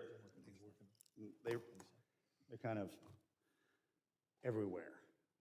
And as we try to protect the motherland in the cyberspace, air, sea, and land, something's come to my attention in the committee hearing we had earlier, undersea cabling. And I don't know if you're a subject matter expert on this. I really wasn't until this hearing. But a large amount of our information flows under the water, something that most people aren't aware of, but I can assure you that the bad actors globally probably are. Now, it's multi-jurisdictional from what I understand. It's the Department of Justice, it's Department of War, and then it's Department of Homeland Security. And they kind of juggle these, kind of juggle the effort. Can you give me some insight on the protection mechanism that Homeland Security has for our undersea cabling? And I consider this a very viable threat specifically for information flow, considering everything that goes back and forth across the water. Can you give me a kind of a high-level briefing considering the atmosphere of what we're looking at? Yes, I can, and I'll try to leave some time for the other individuals too, but the Department of Homeland Security has 23 different components. Several of them have some responsibility for surveillance and monitoring of those cables and the information that flows through them. So CISA is our cybersecurity agency, which looks for bad actors, hunts down those bad actors, and then hardens our systems. So where we see a weakness or a vulnerability, they help us do that with the interactions we have with private companies, their communications, or other countries. But then we also have our Coast Guard out on the waters each and every day, which help us with surveillance activities to see if there's nefarious actors that would be out there jeopardizing those systems. We have INA, which is our intelligence and analysis.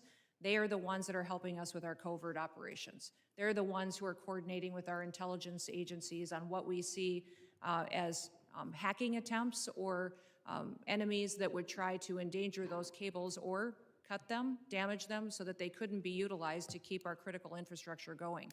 FEMA is the agency that's responsible for, on our worst day, if we needed something or someone to run the government, if there was an attack in this country, FEMA is the agency that would do that and maintains the resources to making sure that we have an operating government in an emergency disaster situation. I know there's redundancy on the cabling system, and there's from what I understand, there's over 1 million miles of cable underwater. I want to make sure that we have enough protection in place so the ripple effect is not catastrophic to the country. Mr. Kent, you got something to add? I was going to shift over to Mr. Glasheen. In terms of undersea cabling, no, I do not. Okay.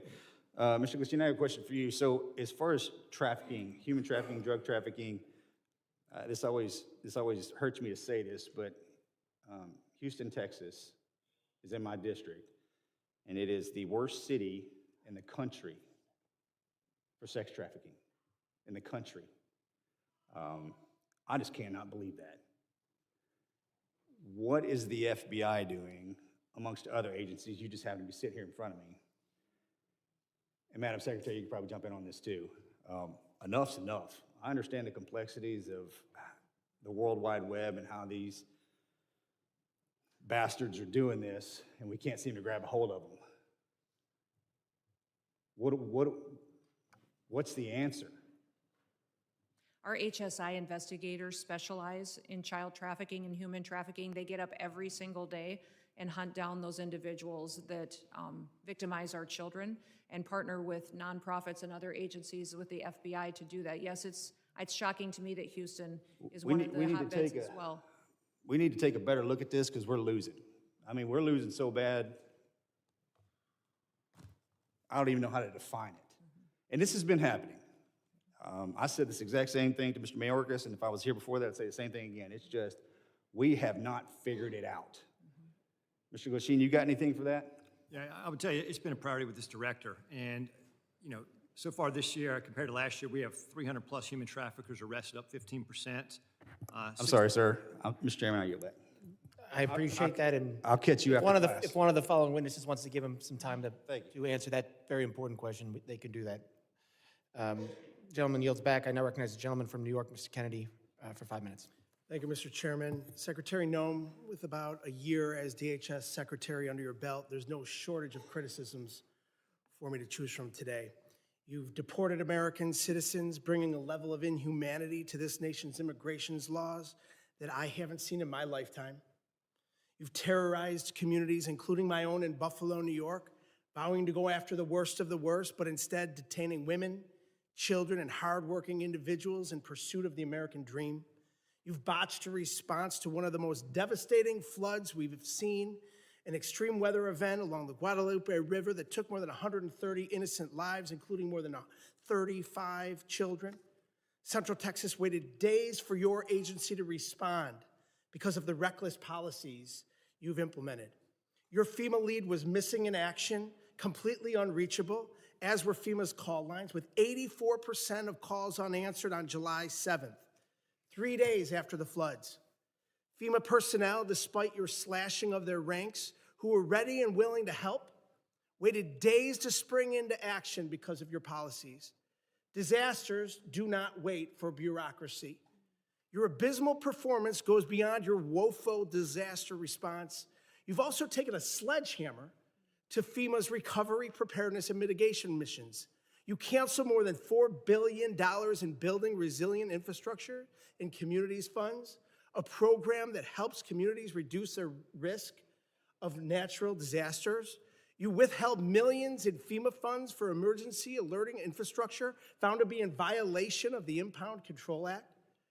You, perhaps most critical to my state of New York, canceled more than 90% of New York State's Homeland Security program funding, including $134 million in urban area security initiative funds for New York City's greater metropolitan areas.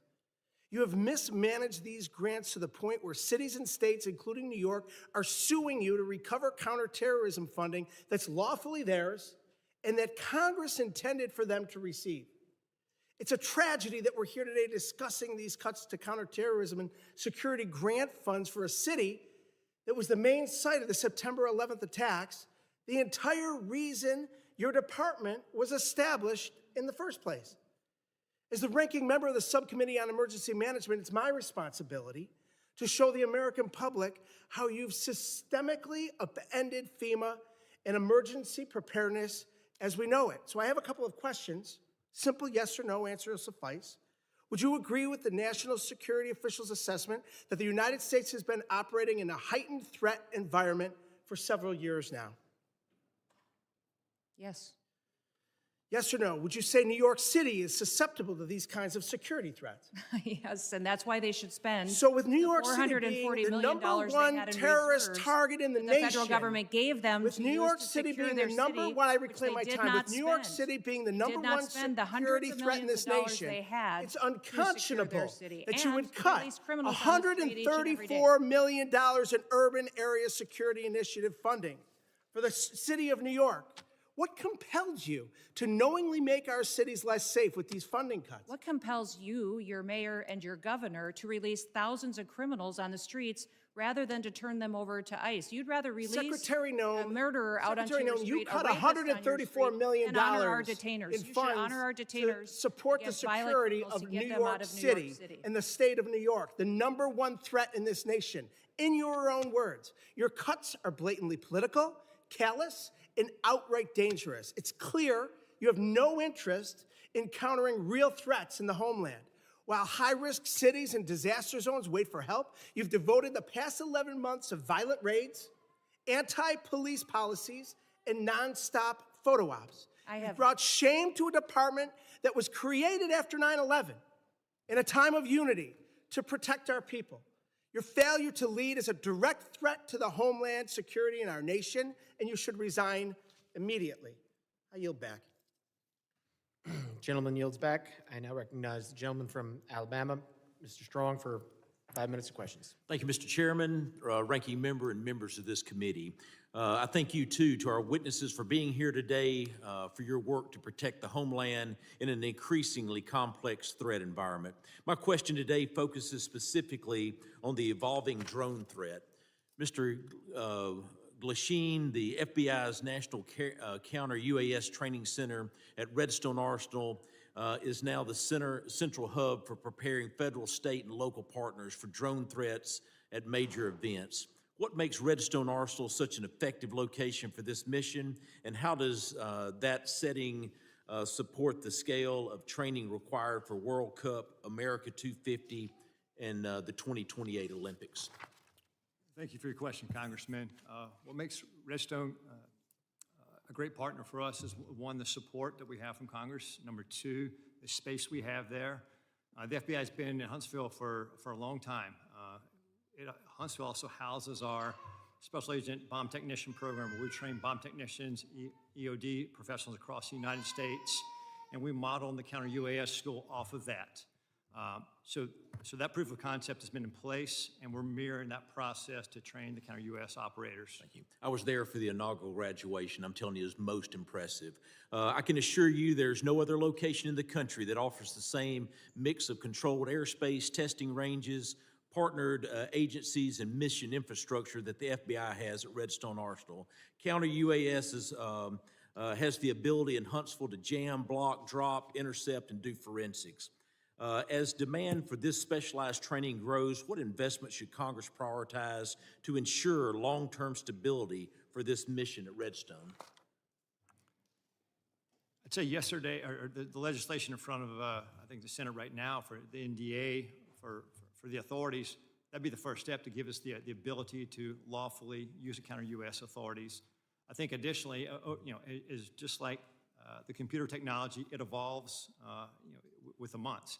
And so the counter-U.S. technology is going to change, so have the appropriate funding and support to stay up with that technology so we can mitigate the threats that our nation faces. Thank you. Those graduates were from all over the country, and it was most impressive. Secretary Noem, this committee has failed to thank you for your faithful service to America. The southern border is closed. Human smugglers, drug traffickers, and illegal aliens that invaded this country from more than 160 different countries are being returned to the country of their origin. Fentanyl poisonings are down more than 35%. Secretary Noem, thank you for your efforts to keep these drugs out of our country in an effort to save a generation of Americans. It's not a Republican issue. It's not a Democratic issue. It's an American issue. And I thank you. Secretary Noem, many of the most advanced counter unmanned aerial systems technologies are being tested and evaluated in North Alabama. How is DHS ensuring that those capabilities transition quickly into field use, particularly ahead of these major events, and what more can Congress do to accelerate the pipeline? No, we appreciate the authorities that are necessary for us to operate, and standing up a drone program and counter drone program is one of the top 3 priorities of the department this next year to meet the threats that we face every day. Every day, our Secret Service, our Coast Guard, our Border Patrol are seeing drones used against them. Criminals using them to surveil them, to find out law enforcement operations, and to leak them, and to put their lives in danger. So making sure that we have the ability to operate and to see far into the future and over our operations is important, but we also need the opportunity to take them down when necessary. We've seen the cartels using weaponized drones against each other. We know it's only a matter of time before we see that here on the homeland. My job is to make sure that we're prepared and that we're equipped, and to advocate to you for the authorities that we need to make that happen. Thank you. With the new counter-UAS authorities expected to be enacted as part of the National Defense Authorization Act, the next challenge is execution. What concrete steps is DHS planning to take in the coming months to ensure that these new authorities are fully operational before the FIFA World Cup, the Olympics, and America 250? And I even want to take it even further. You start looking at college football, we've got to take it even further rather than they're all large gathering events. I actually had the Secretary of Security of the Southeastern Conference before Mr. Kennedy and my committee, and it was unbelievable. On any given weekend, 8 to 10 football stadiums with greater than 90,000 people there. We must defend the home front. And I'm sorry that my time has expired, but I thank you for being before this committee today. Gentleman yields. I now recognize the gentlelady from New Jersey, Ms. McIver, for 5 minutes of questions. Thank you, Mr. Chairman and Ranking Member, for holding this hearing today. The greatest threat to the homeland right now is a Department of Homeland Security that the American people no longer trust, a department actively undermined by its own secretary. This is on you, Secretary Noem. Today's hearing is supposed to be about worldwide threats, but Madam Secretary, under your watch, the threat is coming from inside the building. Because when DHS, the department charged with keeping Americans safe, is caught breaking the law, lying to the American public, systematically dismantling oversight, fueling bigotry, and targeting vulnerable communities, trust is broken. Let's start with the basics. How can we trust your department with you at the helm? The American people deserve an answer, even if you've spent the past year dodging accountability like it's your full-time job. We need to talk about oversight. Oversight is not optional. It is not a courtesy because you feel like it. It is not something you entertain only when it's politically convenient to you. Yet, time and time again, Secretary Noem, you have treated congressional oversight as an inconvenience at best, and at worst, something to be invaded, ignored, or denied altogether. Republicans on this committee may be willing to hand over their constitutional duty in order to kiss this administration's butt cheeks, but I am not. I will never. My district is not, and the American people sure aren't. While Republicans turned this hearing into a praise fest for your failed tenure, communities across America, including mine in New Jersey, are made less safe because DHS under your leadership has become unproductive and malicious. All of the thank you, thank you, thank you, thank you, thank you, thank you that we keep hearing from across the aisle, there's no thank you from me. And we see the truth that you're trying to hide. The truth is you are deeply unqualified for the post you hold. This is on full display in the way you treat the people in this body, myself included, who have been elected to serve our communities and keep them safe. Representative Grajava, Senator Padilla, myself and others whose character, integrity, and bodies were attacked by your department without evidence and without apology. Far beyond being disrespectful, you have shown a complete disregard for the oversight authority granted to us by law. You have repeatedly shown that you will target whoever you want, whenever you want, without accountability. Members of Congress, members of our communities, and even American citizens, as many of my colleagues have continued to point out today. Secretary Noem, that's not leadership. That's not democracy. And that is not how this works. Again, this is not just about you. Don't want you to think this is just a pick on you day. This is about the Trump administration that has turned DHS into a political weapon. So I'll ask you this. Is Trump embarrassed by your tenure, or is this exactly the kind of god-awful leadership he wants at DHS? Yes or no? Ma'am, we've already conducted more oversight visits. No, it's a yes or no. Yes or no. Okay, Secretary Noem, this is my time to talk, not your time to talk. I reclaim my time. I reclaim my time. I reclaim my time. Chair, I reclaim my time. Secretary Noem, DHS is breaking the law, hiding information from Congress, and shutting out oversight. So let me ask you, how can the American people trust your department with you at the helm with this kind of behavior? The American people absolutely trust this department to keep them safe. And we are showing that every day by the support we get across the country, the amount of people that we're recruiting to all of our different agencies. Thank you, Secretary Noem. Do you agree that using DHS resources to target members of Congress is an abuse of power? Excuse me, would you say that You again? would have heard me if you stopped talking and listened to my questions. Do you agree that using DHS resources to target members of Congress is an abuse of power? We are not doing that. We are out there enforcing the law, doing our work, and we are allowing oversight. Of course, we're not going to get any answers. With that, Mr. Chairman, I yield back. Gentlelady yields back. I now recognize the gentleman from Oklahoma, Mr. Keene, for 5 minutes of questions. It's no wonder that chaos has become the commonplace when rudeness is so on display. Look, it's both sides. We've created a lack of civility in this country, but we're perpetuating in this society what your administration is trying to correct, and that is returning back to the rule of law. What separates us from falling into chaos as a nation where poverty envelops us is when we return to order and a display of respect towards law enforcement, a display of respect to officials. Look, this custom, and you've been a member of Congress, of where we talk over people and we don't give secretaries a chance to respond, the height of self-importance that too many people try to employ in this building, not remembering we're all here as public servants to serve the people. We lift our hearts up far beyond our fellow countrymen. I'll tell you who says thank you. It's those whose families that were the victim of assaults and rapes and murders under the auto pen period the last 4 years. They say thank you.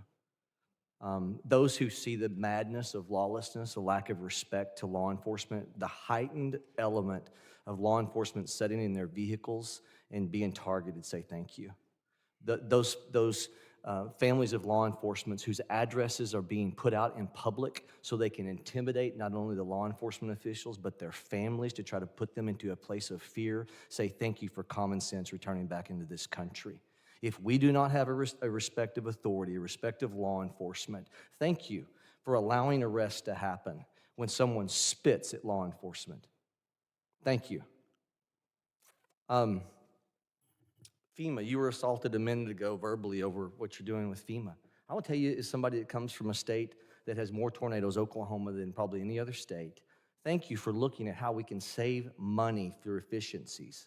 Our state would love the opportunity of what this administration is talking about, of returning power and decision-making back to states. As I've said to you before, of a person who sat on a bulldozer watching the madness of trying to comply with EPA regs that have built their way into FEMA and people's homes destroyed, and as a state lawmaker pushing timber around on a dozer trying to comply and get taking the time off from time of exercise as a lawmaker trying to help people, and I saw the craziness of federal regulations. Thank you for looking and not taking your foot off the gas of trying to put more money back into national security from the waste that has happened through endless regs.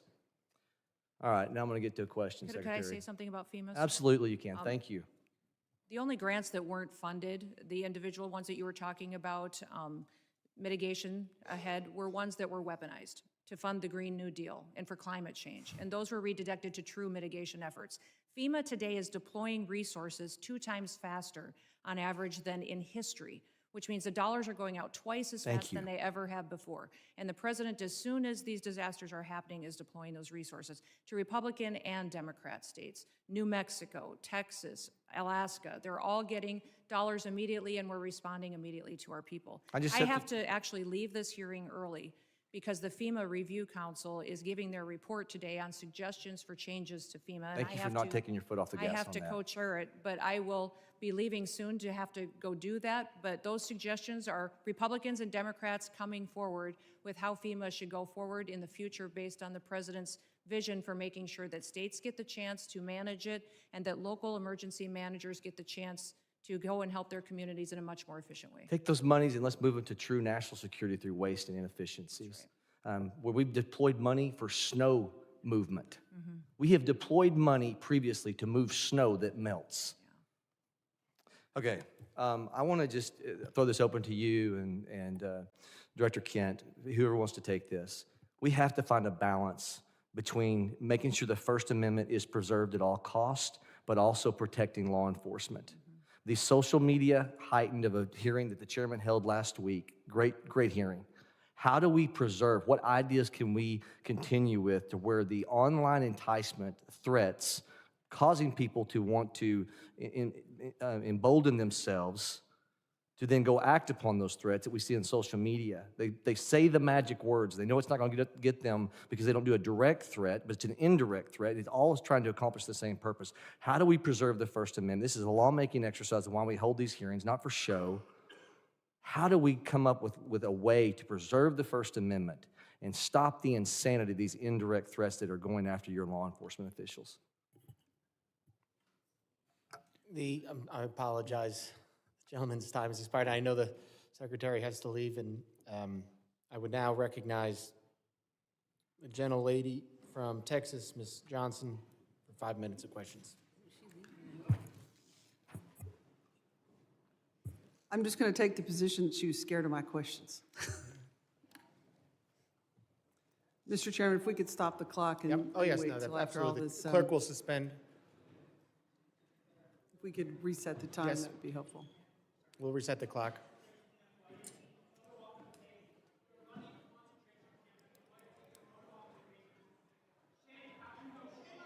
Gentlelady, prepared?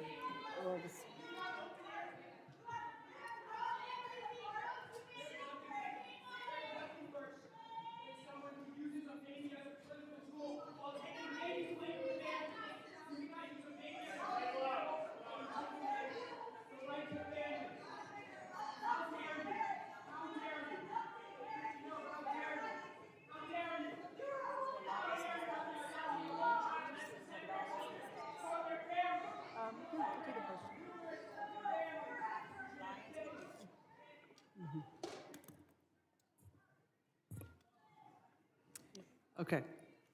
Thank you. Gentlelady's recognized. Yeah, thank you, Mr. Chairman. You know, I just want to respond to a lot of what Secretary Noem has just testified to. And gentlemen, I have some comments that I hope you'll take back to the Secretary and to the Department. If there's anything that is clear about what is going on in this country, is that the rhetoric and fear that is happening is at an all-time escalated high, and we're all describing different aspects of it.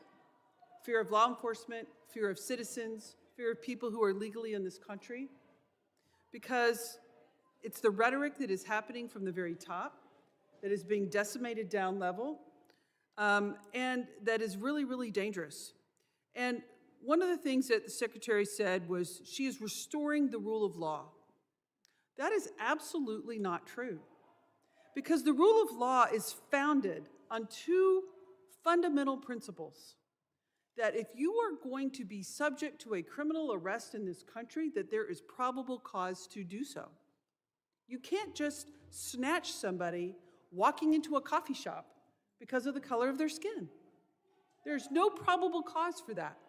And also that you will get due process. And that is not happening. And so what you're seeing is an overwhelming frustration of the American people in this country, that the lack of respect and regard for the rule of law by this administration, and in particular by this secretary, is at a level that we have never seen and violates all of the constitutional norms and all of the principles of legal fairness in this country.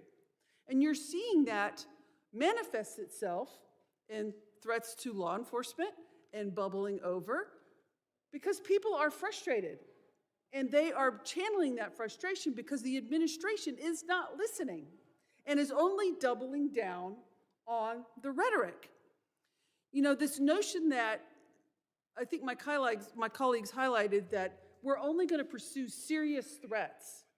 It's just not true.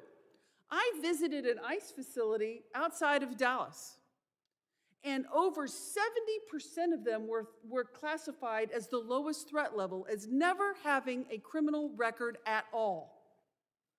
But yet they were there because of the color of their skin. There was not a probable cause. They're not a threat to this country. They have no criminal history at all.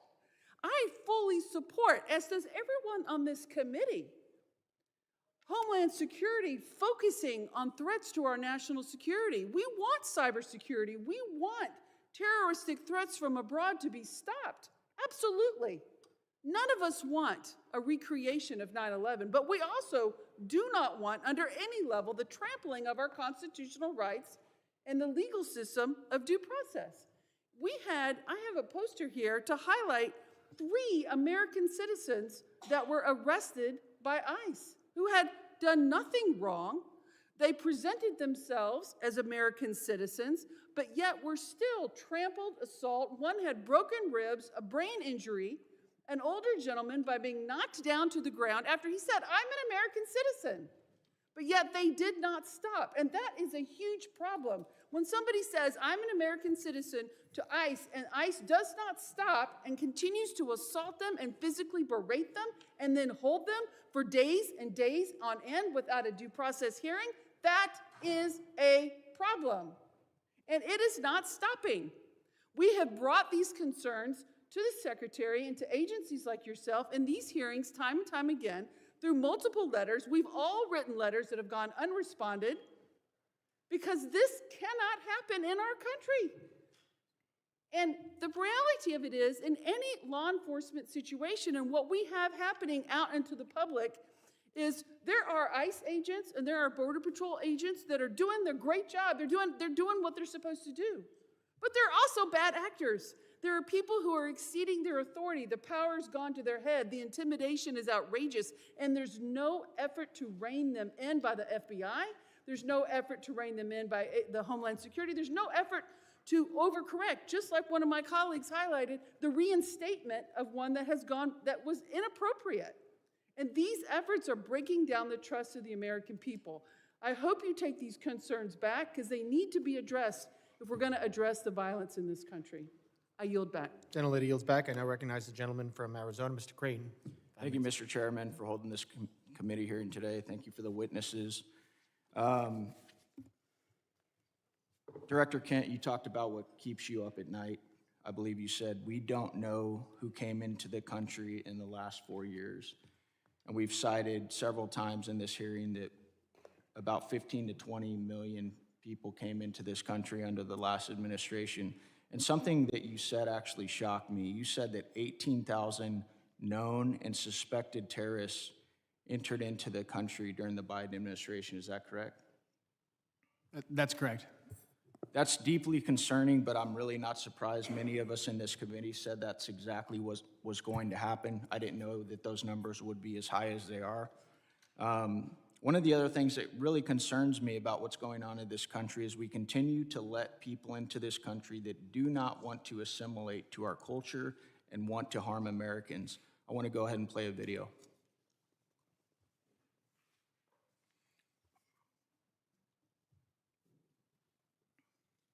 Law should be above the U.S. Constitution. Yes. Yes. Should Sharia law be over the U.S. Constitution? Yes. U.S. Constitution, which is made by people, and the Sharia law is made by Allah. So that is all the way above. That has to be definitely in the land, not for the America, for the whole world would be above. So that should be above the U.S. Constitution. Yes. Do you feel more comfortable living under American law, or do you feel more comfortable living under Sharia law? Sharia law.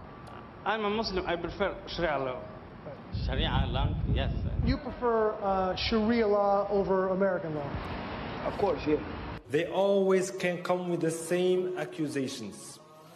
This speaker supports death penalty for homosexuals. This speaker supports death penalty for this crime or that he is homophobic. These are general views that every Muslim actually has. Every Muslim believes in these things. If the law of the land is Islamic, we will respect the law of the land. What if it's not Islamic? If it's not Islamic, then the law of the land and those who make it can go to hell, quite honestly, because Allah said in the Quran, in chapter 33, verse 1, he said, O Prophet, fear Allah and do not obey the disbelievers and the hypocrites. You know why they're worried about the border? Watch this clip here that Vinny just sent with Al-Qaeda. I call upon every Muslim and the infidel, criminal, and arrogant United States. It does not matter if they're Arab, American, or other descent. I'm saying to all of them, revenge, revenge. Do not consult anyone by killing infidel Americans. You should have a lot of determination, and a list of your targets should be effective. Director Kent, what do you think when you see a video like that? I think we didn't have control of our borders, and we don't know who's come into our country. However, we have had around 2.7 million individuals from Muslim countries and Muslim regions who came in under the Biden administration, who went through minimal to no vetting whatsoever, who probably share values like the folks that you saw on the screen. Director Kent, are you aware that when we invite people into this country and they become citizens, they swear an oath to defend and support the Constitution and the laws of the United States of America and against all enemies, foreign and domestic? Yes. What do you believe the long-term consequences will be if the United States continues admitting individuals who either openly reject assimilation into American civic culture or who falsely swear an oath to uphold the Constitution despite having no intention of honoring it? We simply won't have a country anymore as we know it. I think we can look to Europe and to the UK to see exactly where this leads. I agree 100%. Director Kent, are you aware of some of the differences between U.S. Constitution and common law interpretations of the Sharia law? I am broadly, yeah.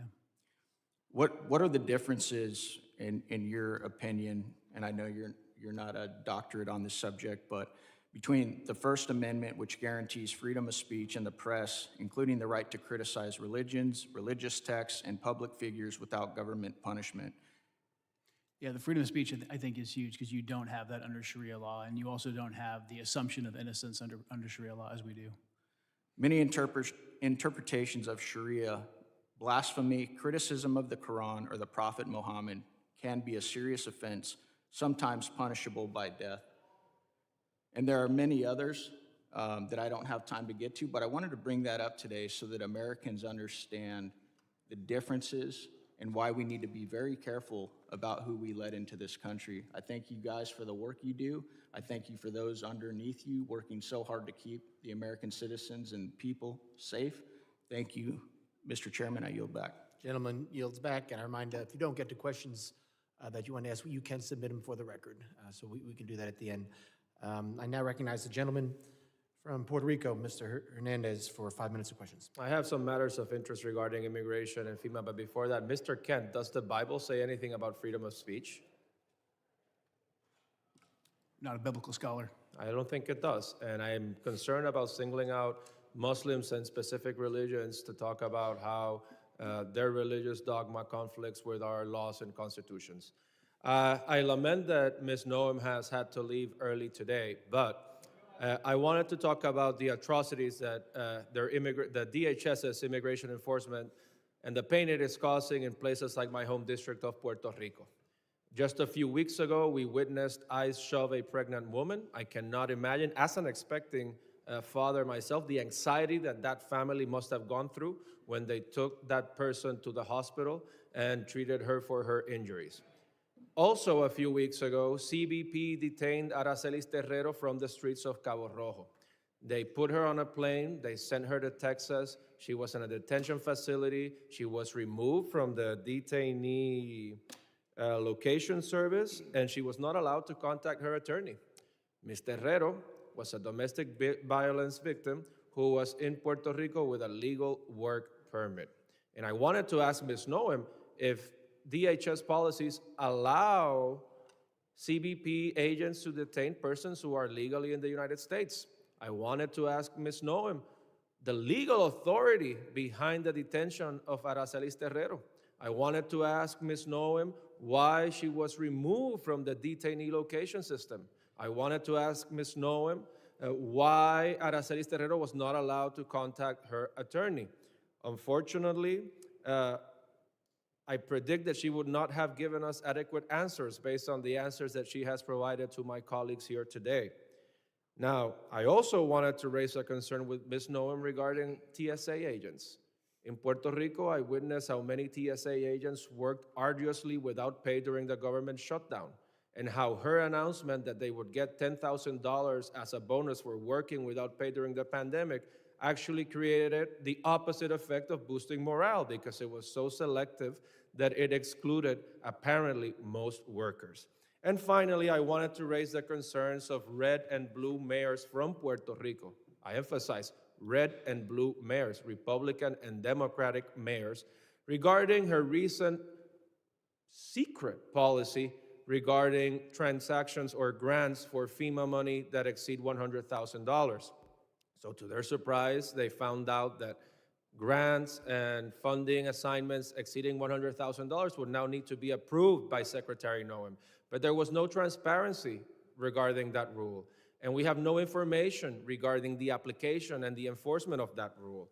And I sent her a letter with 15 other members asking those questions, and I got a letter in response that has no answers to these questions. And I wanted to urge her to reconsider this policy that is delaying aid and reconstruction funds for the people of Puerto Rico, which are still suffering 9 years after Hurricane Maria, and that this is affecting Republicans and Democrats, that reconstruction should not have a party ID, and that instead of fighting the bureaucracy, this has made the bureaucracy worse. But unfortunately, Secretary Noem left early, and we are left expecting these answers. Thank you, and with that, I yield back. The gentleman yields back. I now recognize the gentleman from Tennessee, Mr. Ogles, for 5 minutes of questions. Thank you, Mr. Chairman, and thank you to the witnesses. Let's be clear. The United States of America is safer today because of President Trump. The United States of America is the dominant predator across all landscapes because of President Trump. We have restored our status as the global leader because of President Trump. Hard stop. Now, when we look at the topic of the hearings, the objectives, there were 6 bullet points. I'm going to hit the highlights, examine the full scope of evolving threats facing the United States of America, particularly on readiness at the federal, local, and state level. Highlight the significant, number 2, the significant national security gains achieved by President Donald Trump. 3, review the Trump administration's efforts to reverse the damage caused by the Biden border crisis. 4, analyze the scale and scope of cyber threats which is my area as the chairman of the Cyber Subcommittee. 5, discuss the evolving terrorism landscape, including FTOs, HVEs, and DVEs. And 6, evaluate emerging unconventional threats. Unfortunately, my colleagues must not have read the memo, because that's not what they've talked about. They want to talk about ICE and immigration. So let's talk about that. You know, in 1965, we passed the Hart-Celler Act. Since that time, we've seen chain migration on a scale that, quite frankly, I'm not sure even the progressive liberal authors of that bill could have possibly imagined. In that amount of time, we've seen 60 million migrants come into this country, most of which, 90%, from third world countries. There are roughly 300,000 Afghans in America, 200,000 of which came under Biden. Approximately 45% of Afghans are on U.S. food stamps. Afghans under the Biden administration have an unemployment rate double that of Americans. 68% of Afghans are on Medicaid. Let's go overseas. And so if that sounds like political rhetoric, let's look at the facts. Paris, 48% of crimes committed by foreigners, most of which were Muslim. Overall crime has surged since the Islamic migrant influx. That is from the French Interior Ministry. London, 40% of sex crimes are committed by foreigners, most of which are Muslims. That's the Metropolitan Police Department. Rome, 83% of 2024 street robberies by non-EU citizens, almost all of which were Muslim. Sexual assaults, 69% Muslim, Italian police reports. Minneapolis, here in the homeland. Violent crime in Cedar Riverside, a Somali hub, rose 56% 2010 to 2018. Dearborn, Michigan, crime 105% above the national average. Hamtramck, outside of Detroit, 92% of assaults by Muslim immigrants. Drug arrests, 85% Muslim immigrants. Now let's go to Nashville, Tennessee, where a Somali man, a migrant who came in 2015, raped to death a woman on the steps of a church. I've had enough. I've said it once, and I'll say it again. Deport them all. This is our country. We get to decide who comes in, and we get to decide who has to leave. And I say, deport them all. 90% that have come into this country are from third world countries, most of which are sucking resources from American citizens, burdening our cities. They do not belong here. Mr. Kent, I'm chairman of the Cyber Subcommittee. Let's go into the scope and scale of the cyber threats posed by the CCP. I give you the floor, sir. CCP is probably one of the more aggressive actors in the cyberspace right now. NCTC is mostly focused on the terrorism realm and how terrorist actors are using the proliferation of encrypted devices and just the internet to spread propaganda. That's probably our biggest purview in terms of cyber. Mr. Glasheen? Chairman, I would say that the Chinese government, the CCP, is our greatest cyber threat. It is a full-time job, and the resources they throw at this is unbelievable. It's a major concern. You know, I want to thank the witnesses for being here, and I want to thank President Trump. You know, as I sit in the skiff and I'm reading the briefings from the CIA and the FBI on the daily attacks to our country and to our infrastructure, I appreciate the president, and I appreciate you gentlemen and your service to this country in keeping Americans safe. They have no idea what you do every single day. God bless you, and God bless America. Mr. Chairman, I yield back. Gentleman yields back. I now recognize the gentlelady from New Jersey, Ms. Poe, for 5 minutes of questions. Thank you, Mr. Chairman, and to our ranking member. Yes, indeed, we've spoken a great deal and learned many things here today, some of which are still going unanswered, many questions that all of us still have. And there are a vast number of threats that endanger our homeland, from increasingly sophisticated state-sponsored terrorist networks to evolving technologies.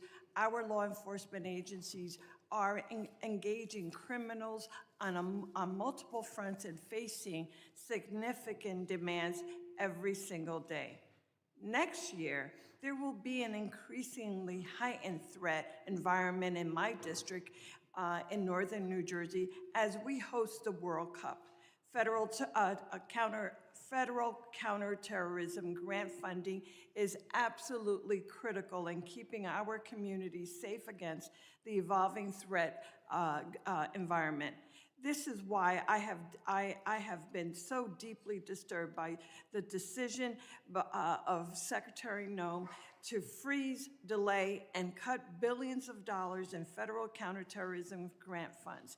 In February, her department, DHS, froze billions of dollars in counterterrorism grants that had already been awarded to states and cities. This decision left state and local public safety organizations unable to access critical funding.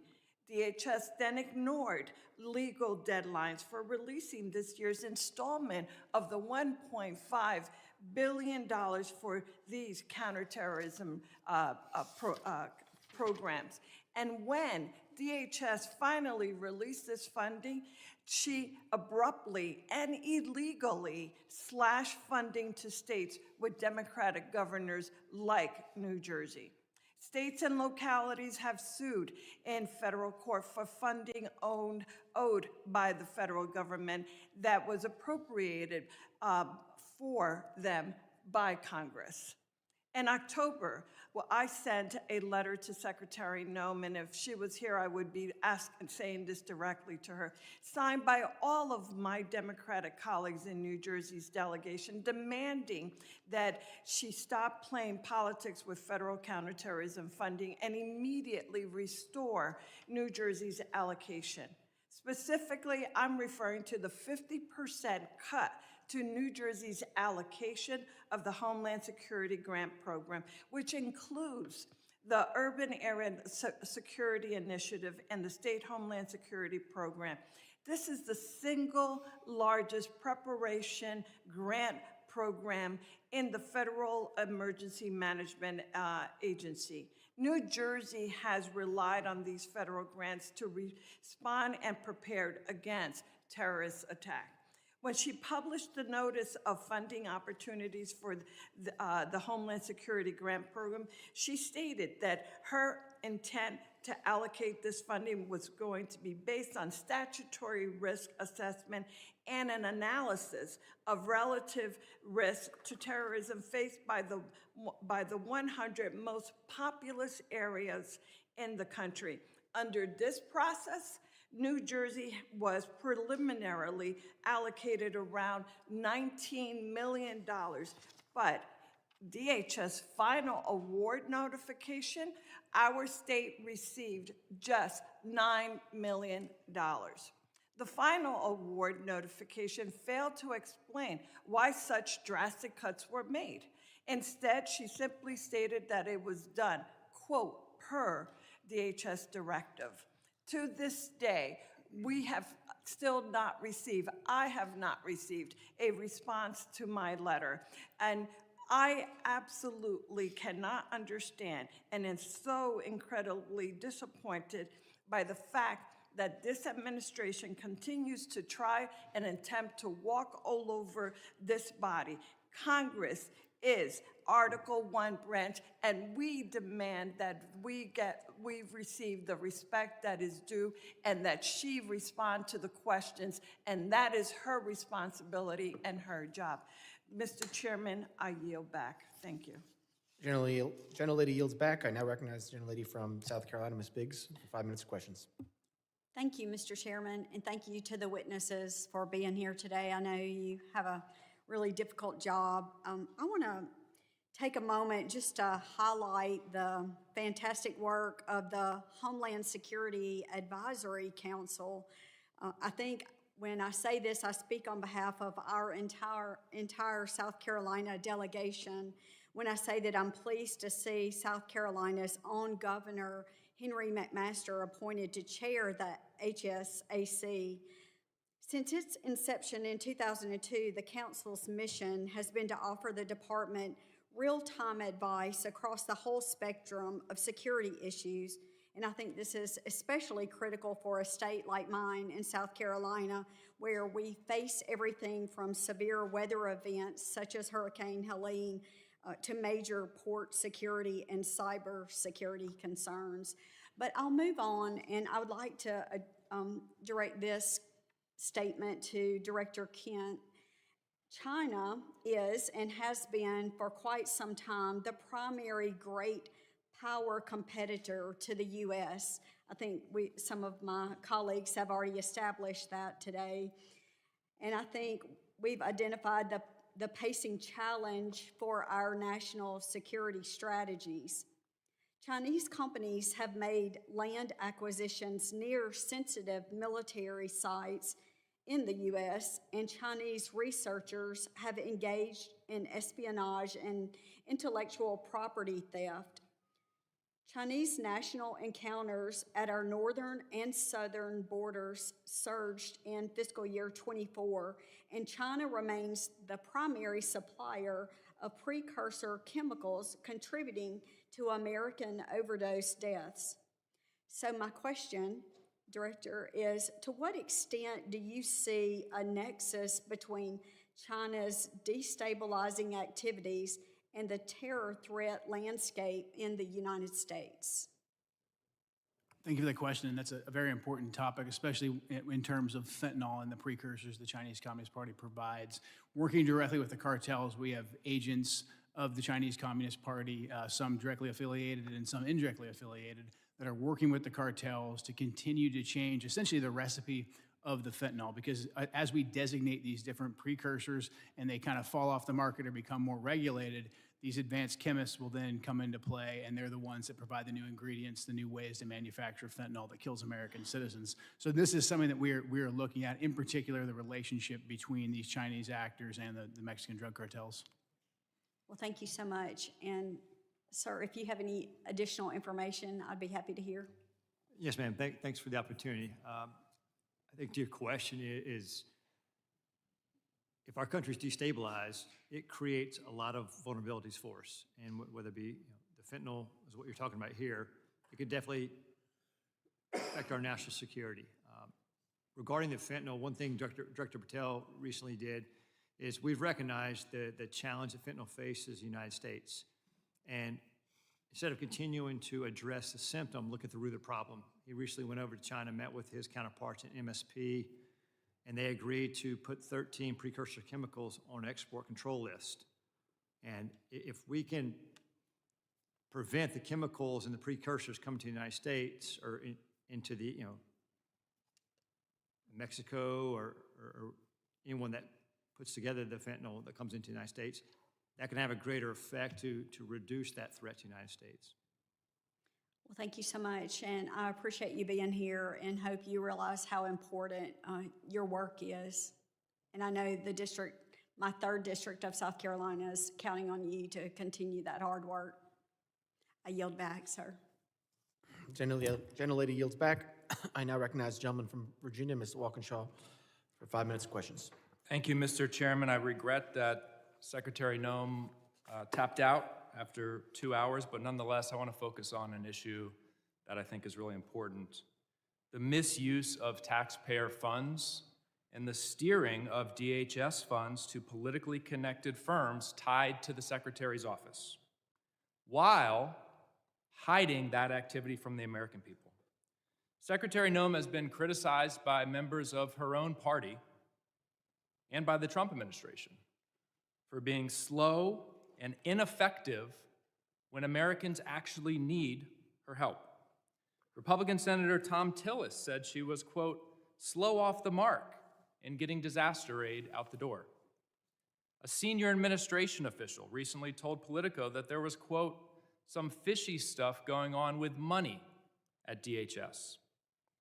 And the veto authority she handed to Corey Lewandowski over contracts and grants has delayed life-saving resources after disasters. So when it comes to helping disaster victims, she's been slow and ineffective. But when it came to spending money on her own image and then funneling that money to her friends and her political allies, She moved with remarkable speed. According to reporting by ProPublica, DHS obligated $220 million for an advertising campaign featuring her in staged, phony border imagery and featuring pictures of President Trump's private properties. That money, that taxpayer money, was routed through a newly created and secretive Delaware shell company. It was then secretly funneled from that shell company to a firm with direct political and personal ties to her office and her political operation. That firm is called the Strategy Group. This situation has all of the elements of political corruption. First, she invoked emergency authority to bypass competitive bidding. Second, she concealed the true destination of the money by routing it through a shell company, a red flag in any corruption investigation. Third, the firm that actually did the work, that filmed her attempting to herd cattle, has documented political and personal ties to the secretary and her senior leadership. Fourth, her directive requiring personal approval of all contracts over $100,000 concentrated power in the hands of the very people tied to the firm that secretly received the work, her and Mr. Lewandowski. At the exact time this contract was executed, DHS was diverting investigators and resources away from child exploitation, away from child trafficking, away from illegal gun smuggling, yet somehow she found nearly $250 million to promote herself, and the money flowed to her political allies. A federal contracting law expert, quoted in ProPublica, summarized it plainly. It's corrupt is the word. That's what I would have liked to ask the secretary about today. I would have asked if she personally approved the money that flowed to her political and personal allies.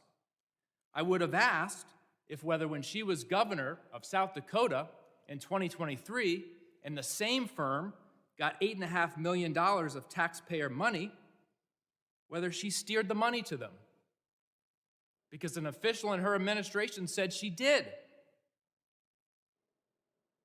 That's what I would have asked her. But she had to leave early. Mr. Glasheen, are you familiar with the Proud Boys?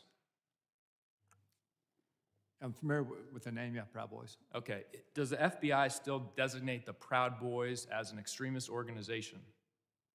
They did in 2018 in President Trump's first term. We are in the process right now of changing our categories for domestic terrorism. So they're no longer designated as an extremist organization. The FBI designated them an extremist organization in 2018. Has that changed? I'm not aware that they did that. It's all over the media, sir. It's widely reported. Can you get back to me on that? Sure will. All right, thank you. Gentleman yields back. I now recognize gentleman from North Carolina who's not for 5 minutes of questions. Thank you, Mr. Chairman. Before I go into my line of questioning, it's worth notice that the previous administration labeled Catholic churches and charities as domestic terrorists, and there was no outrage about that from the other side of the aisle. But regards to today's hearing, threats that currently face the country, we have millions of people in this country right now who will harm the country either with specific intent or by natural effect. There's a refusal to assimilate. There's a disdain for Western values. There's even a disdain for this country. We've seen it recently in the unfortunate but staggering case that we've become aware of in Minnesota. Somalian groups who have come here to defraud the United States to the tune of billions of dollars, submitting fake invoices, at least motivated in part for personal enrichment, and then to fund terrorist groups back home, our adversaries.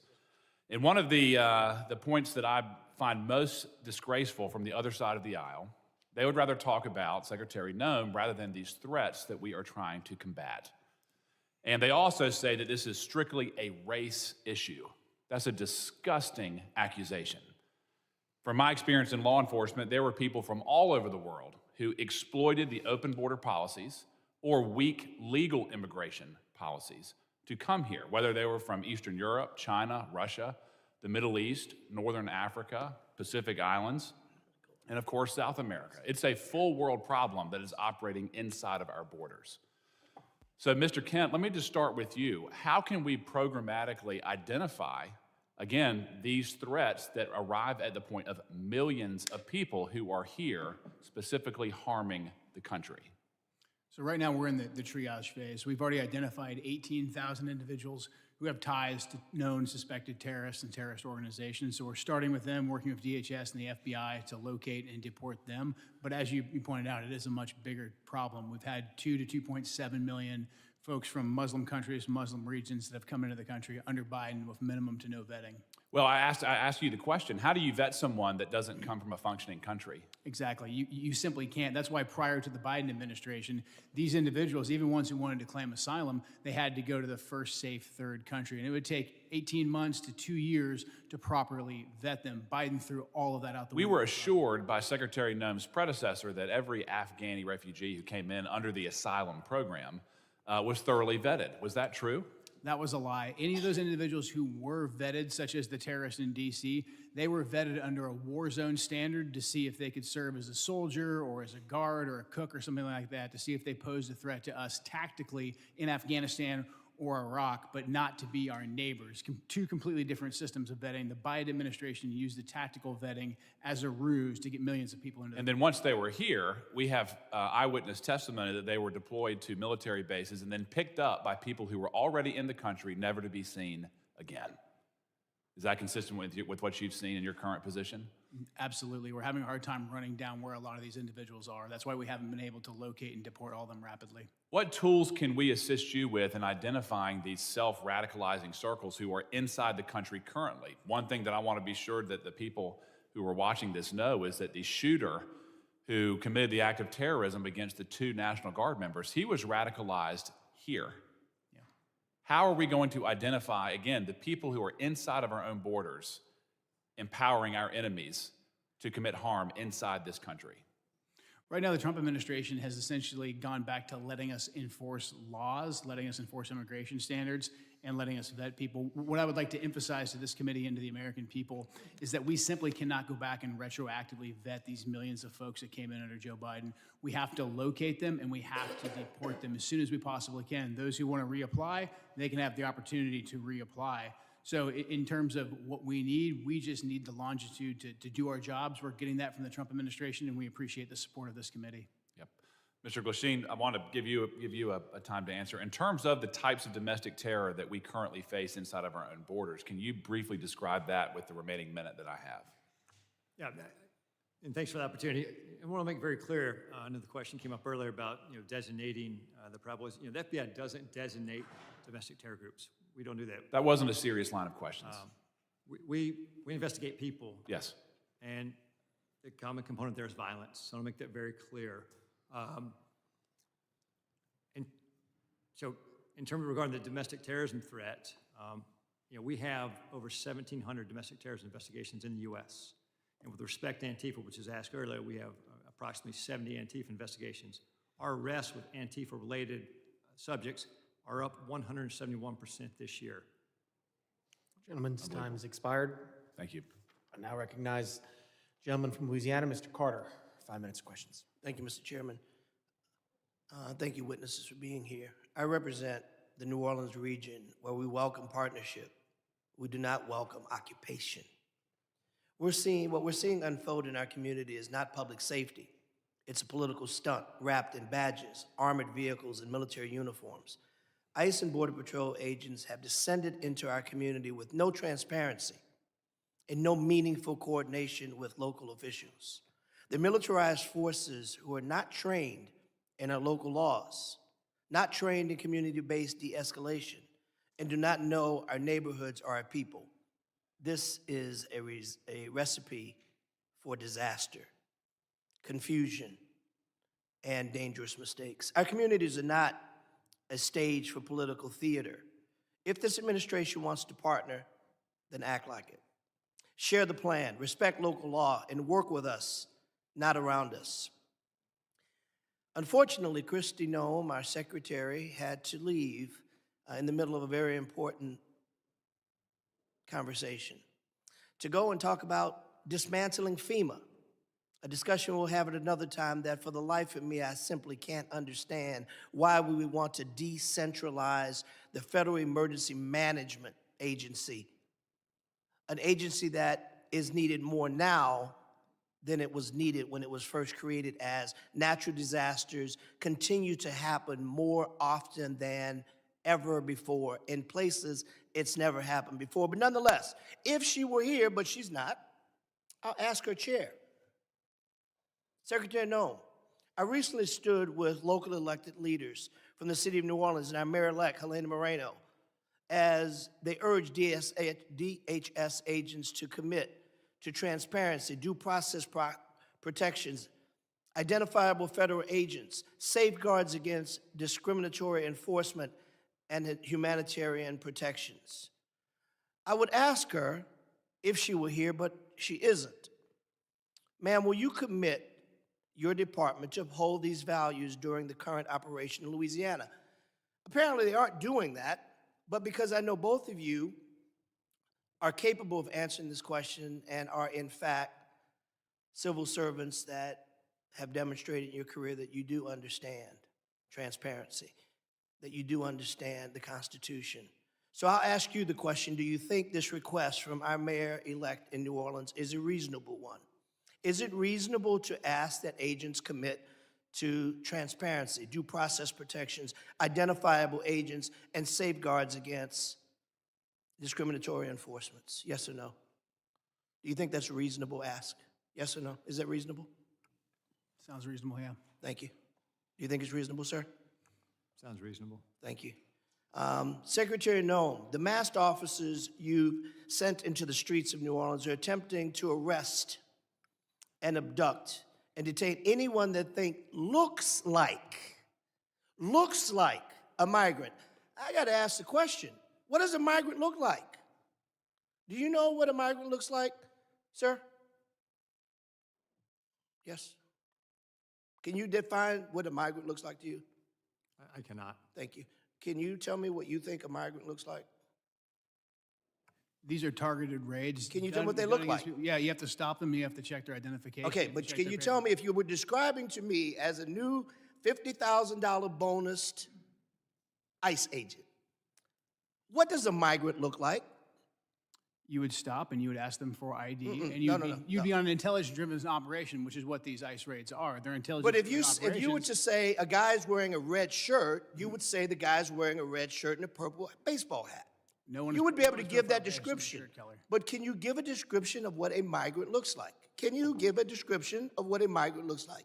We need to deploy ICE officers to stop people and ask them, and they go on intelligence. I reclaim my time. You clearly don't want to answer my question, and that's unfortunate because the American people want to know these answers. We want to know. I've got a quick video I want to show before my time runs. Please. Look at this. This is a stunning video from Louisiana. You hear that woman cry out. She's a 23-year-old running down the street away from the masked agents who are chasing her, repeating that she is a U.S.-born citizen, saying, Stop. This is a United States citizen who's running away from ICE agents who, when she gets to her house and her husband comes out, they stop the chase. They clearly weren't chasing her for that. They appear to have been doing something nefarious. You know why we can't tell the difference? Because they wear masks and they don't identify themselves as agents. That's a problem, Mr. Gentleman's time's expired. I recognize the gentleman from Tennessee, Mr. Van Epps, for 5 minutes of questions. Thank you, Mr. Chairman. Thank you to the Secretary and gentlemen. Thank you for being here today at this critical hearing. I'm honored to be here at my very first hearing as the newest member of Congress. And I've had the privilege to serve this country for over 20 years in uniform, first as an active duty U.S. Army helicopter pilot with service with the 160th Special Operations Aviation Regiment, and currently serving in the Tennessee Army National Guard. And I'm honored to continue the mission from a new post with this distinguished committee. To our witnesses today, allow me to begin by expressing my appreciation for the work you all do, for the work your teams do, the work that President Trump and this administration does to ensure the safety and security of our great nation. I have just a couple of questions focused on emerging AI-enabled threats. Adversaries are already using AI to identify exploitable vulnerabilities within systems and networks and generate cyber intrusion plans far faster than traditional cyber tools. Mr. Glasheen, sir, foreign cyber actors are increasingly using AI to refine malware, automate phishing, and sift large volumes of stolen data.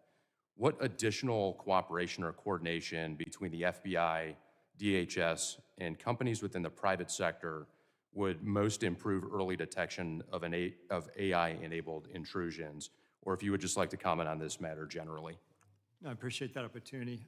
AI is a continued challenge right now. I think the relationships we have right now with government, private industry are strong right now with respect to any type of malware, ransomware. I think the CISA 2015 authorization that gives us the authorities, that's critical for the future success of that.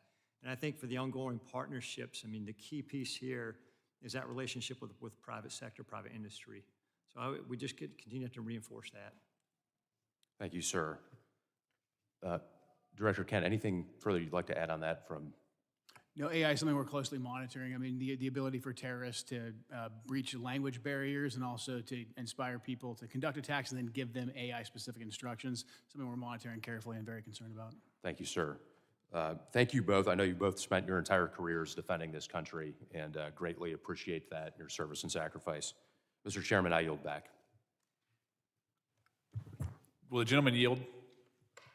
Mr. Van Epps, can I have your time? Yes, sir. Mr. Kent, I want to talk to you a little bit about what we just had with Mr. Carter. I want to let you finish the answer about what an immigrant looks like, going back to my question, that there really is a wide variety of illegal immigration that has attacked this country. Just the gentleman yield to the gentleman? Yes, sir. Okay, so this is the correct time that the gentleman had left? Yes. Okay, the gentleman's recognized the remainder of Thank you. time. If you want to finish your answer, I'd be happy to yield you the time. Thank you. He answered it. He said he didn't know. We've had 15 to 20 million illegals come into this country since Joe Biden took office. And so we have to stop individuals and we have to ask them for identification to determine if they are here legally. That's what you're seeing in those ICE raids. And in regards to the toll that illegal immigration has taken on this country, are you aware, sir, that in the last 25 years, more Americans have died because of drug overdoses than the entire country's military combat history? Yes. 250 years of military casualties is about 10% less than the overall deaths of the last 25 years of drug overdoses. Are you aware of that? I'm aware of that, and that's why I was glad to see President Trump designate the cartels that bring that poison into the country and kill hundreds of thousands of Americans, designate them as terrorists so we could stop them and aggressively target them. Does fentanyl discriminate on race? It does not. Or does it affect every single person, every single community, every single neighborhood that it enters? Every single person, yes, absolutely. I find it quite alarming that we do not have even a minuscule percentage of the outrage that we have seen from the other side of the aisle as it relates to the plight that Americans have undergone because of illegal immigration and its harms than we do today when you all are trying to enforce the law. From our side of the aisle, again, I thank you. I hope you'll come back. This is a worthwhile conversation. It's a needed conversation. And Mr. Chairman, I yield back. Gentleman yields back to Mr. Van Epps. Mr. Van Epps, do you yield? Mr. Chairman, I yield. Gentleman yields. I now recognize gentleman from Colorado, Mr. Evans, for 5 minutes of questions. Thank you, Mr. Chairman. Thank you to the ranking member, of course, for this important conversation today. Thank you for the witnesses for taking your time to come and speak to us about these things. And first, I just want to commend everyone that's working in the Department of Homeland Security, in law enforcement and border security, for all of the work that you've done to keep our country safe, keep our states safe, keep our communities safe. I spent 10 years as a police officer in the Denver metro area. I was in the U.S. Army and the Colorado Army National Guard for 12 years to include a combat deployment overseas to the Middle East as part of the global war on terror. And those experiences, coupled with what's happening in Colorado, have shown me how critically important this hearing is on on global threats and things that are happening around the country and around the world, because we know the numbers. We know that every 15 days under the previous administration, more Americans lost their lives due to drugs, with most of that being fentanyl, than were killed in the entirety of the September 11th terrorist attacks. Somewhere around 400,000 Americans died under the previous administration as a result of the poison that's coming into our communities from these cartels, these organized criminals, these foreign terrorist organizations, and again, killing more people than Al-Qaeda could have ever dreamed of killing on American soil. And I saw it as a cop, I saw it as a soldier, and so I'm incredibly thankful for all of the work that's been done to secure our border and to crush these cartels, these criminals, these terrorist organizations. And somehow it sounds like there's been a lot of conversations and a lot of posters about names of folks from my colleagues on the other side of the aisle. As cops, we all know this, we have what we call in cop slang the Book of the Dead, all of the bad things that you see as a cop. And so I don't have a poster up here because I don't want to traumatize the public with the things that I had to see and that my brothers and sisters had to see during my 10 years in law enforcement. But it's the names and faces of some of those 400,000 Americans who died as a result of this poison coming into our community, peddled by cartels and drug dealers and traffickers. And it's names. One of my constituents that was with me here on Capitol Hill earlier this year, Liz Hardy, lost a daughter. Brooke Hardy, to fentanyl. And so I'm going to say those names. And I'm going to remind folks that there are 400,000 other names out there of people who were killed by terrorists peddling this poison in our community. In Colorado, since 2020, Colorado has lost over 7,000 lives. At times, Colorado has had the second highest overdose rate of teenagers in the country. And so I am absolutely thrilled that we've been able to work together to secure the border and to go target these worst of the worst individuals here. And so to Director Kent, can you just talk about how cartels are adapting their drug and human trafficking methods in response to the new border security and the new focus and emphasis on getting these people out of our community? And what sort of resources do you need from Congress to continue disrupting? We all know action, reaction. We do something to keep Americans safe. The cartels react to that. What sort of things do you need from Congress so that we can continue to stay one step ahead and not have another 400,000 dead Americans? It's a great question. Because President Trump and Secretary Noem decisively secured the border, a lot of the fentanyl smuggling and drug smuggling is moving to the maritime environment on both coasts, whether that's in the Gulf of America, the Caribbean, or in the Pacific. So we're going to need a good deal more ISR, intelligence, surveillance, and reconnaissance platforms to cover that big and broad space so we can pick up these drug boats and take them off the battlefield. Thank you so much for that. So in addition to being a cop and a soldier for a combined 22 years, I am the only Latino from the Colorado delegation here in Washington, D.C. My district, 40% Hispanic.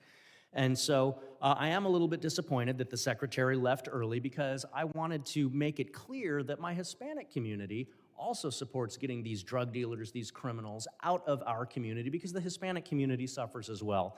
But I also wanted to talk about, as we used to say in the military and law enforcement, you got to play the hand you're dealt, not the hand you wish you had.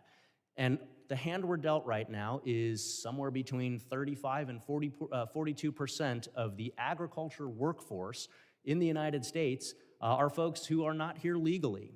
And so as we're having this conversation around border security and deportations, I just wanted to have a little bit further exploration around how do we make sure that we protect our national security, because we know that national security starts with food security. If we can't eat, we can't do any of the other things that we're talking about here today. And so continuing that conversation around how we strike that appropriate balance to make sure that we are supporting our farmers and so many other industries with some of those numbers that I've mentioned. So I can see that my time has expired. Yield back to the chairman. Gentleman yields back, and I appreciate the members for being here. I now want to entertain any of those unanimous consents. The gentlelady is recognized. Thank you.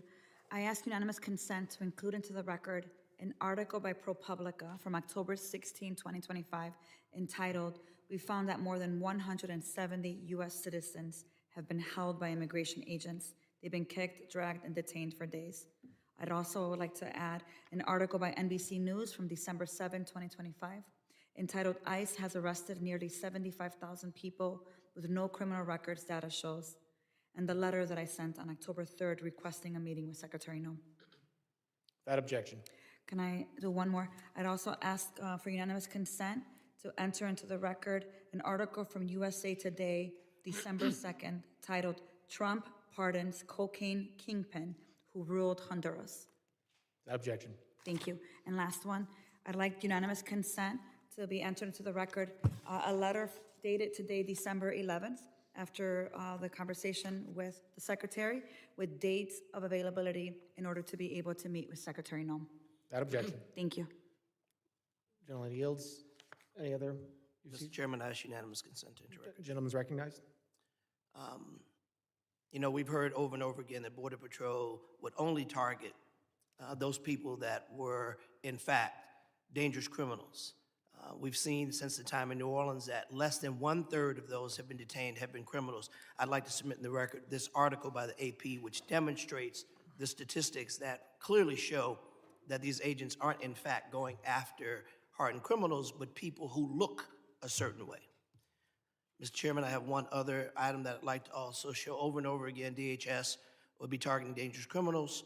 And here's a second article that demonstrates, in fact, that the people that they're picking up, many of which are, in fact, U.S. citizens because they look a certain way. The central theme that I'm offering in these unanimous consent articles is you cannot singularly identify a place or person of origin by the way they look. Our Constitution protects us from that. This is a gross miscarriage of justice. Without objection. Gentleman yields. Closing. Gentleman is recognized. Thank you, Mr. Chairman. Mr. Chairman, this secretary abandoned her duty to testify at this committee hearing, and refusing to answer our question is unprecedented. No other secretary, even those under threat of impeachment, have just gotten up and walked out of a hearing when nearly half the members haven't even asked questions. On one level, you can't be surprised because she's failed to answer our letters and other requests for information. Secretary Noem did not even want to appear at all today. To add insult to injury, I'm told that when she left, she did not leave the building. She went to the anteroom. Furthermore, to ostensibly go to a FEMA council meeting for 1 o'clock. I understand on good information that the FEMA council meeting was canceled. So there was no need for her to go. She was a liar with no respect for congressional oversight. She joined FBI Director Kash Patel in telling the U.S. House Committee on Homeland Security to pound sand by getting up and walking out in the middle of the hearing. We were told that she'd be here until 1 o'clock, but she left significantly early. This is embarrassing display from someone who can't take the heat, is disrespectful to the committee and the Constitution, the separation of powers. But again, what else can we expect from an administration led by a man who sicked a mob on the Capitol on January 6th? Mr. Chairman, because the secretary walked out of the hearing, I move that this committee subpoena Secretary Noem back to continue her testimony. Thank the gentleman. I yield back. The gentleman yields back. Mr. Chairman, I move to table the motion. Gentleman moves the table motion. I thank the gentleman for that motion. Now, continue.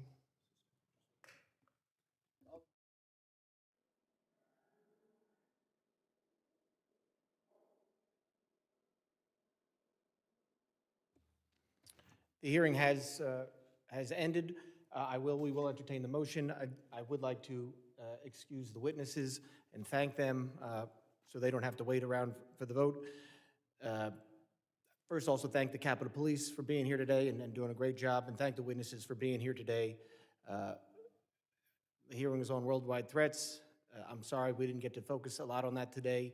As someone who's from New York, and 25th anniversary 9/11 is coming up, I thank you all for the work you're doing to keep us safe and make sure another 9/11 does not happen. The members of the committee may have some additional, okay, we'll do it at the end, all right. The witnesses are excused.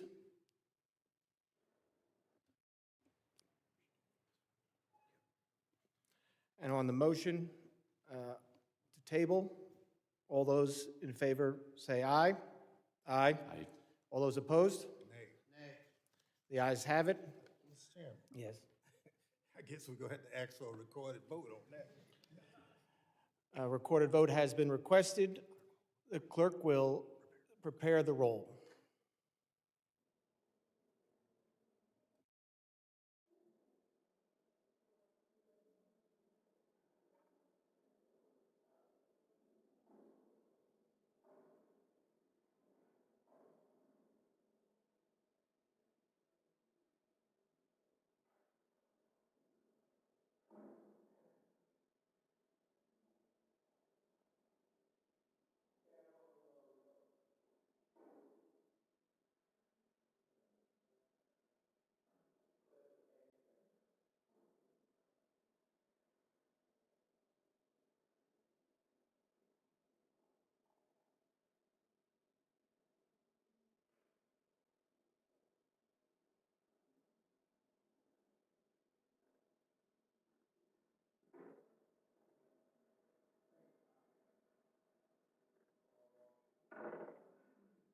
Mr. Chairman, can I just have a point of personal privilege, ask you a question?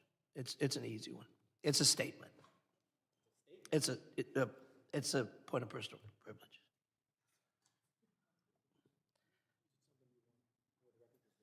Yeah, I do. I'll be very brief. And this is bipartisan. I promise you.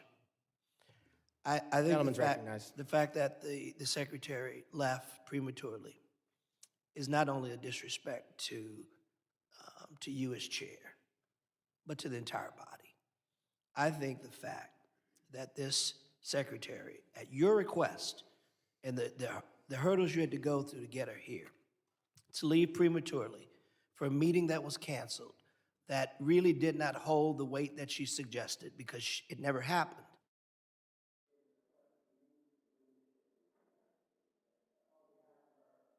Somebody turned me off. I apologize to you, my friend. You deserve better. Thank you, gentlemen. Yield back.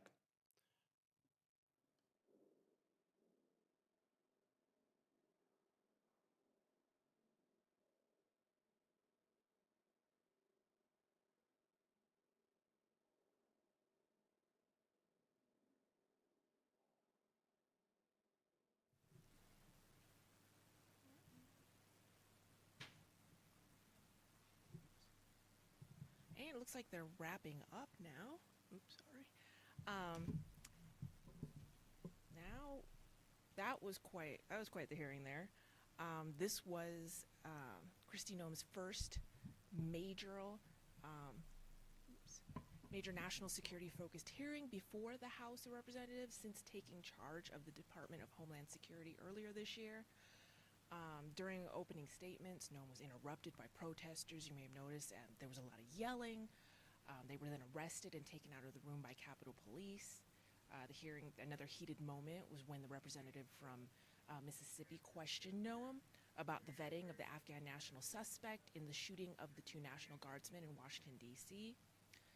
Delia Ramirez, she's a U.S. Congresswoman representing Illinois' 3rd District. She called for Noem to resign, as well as she also called for an investigation into what she called Noem's impeachable actions in recent months. Other lawmakers called into question Noem's department's spending choices, including funding an ad that was filmed right here at Mount Rushmore. The secretary's appearance also comes as a federal judge is investigating whether she should face a contempt charge over flights carrying migrants to El Salvador. On the other side, there were several lawmakers who did praise Noem, including her department's announcement that they plan to buy planes to carry out deportations. That's about 6 planes that they're planning on purchasing. That was announced just this week, I believe. And a big point of contention towards the end of the meeting was Noem's announcement that she had to leave early to go to a FEMA council meeting that she said was giving their report on suggestions for changes. She left, there were protesters outside in the hall that she had to get through.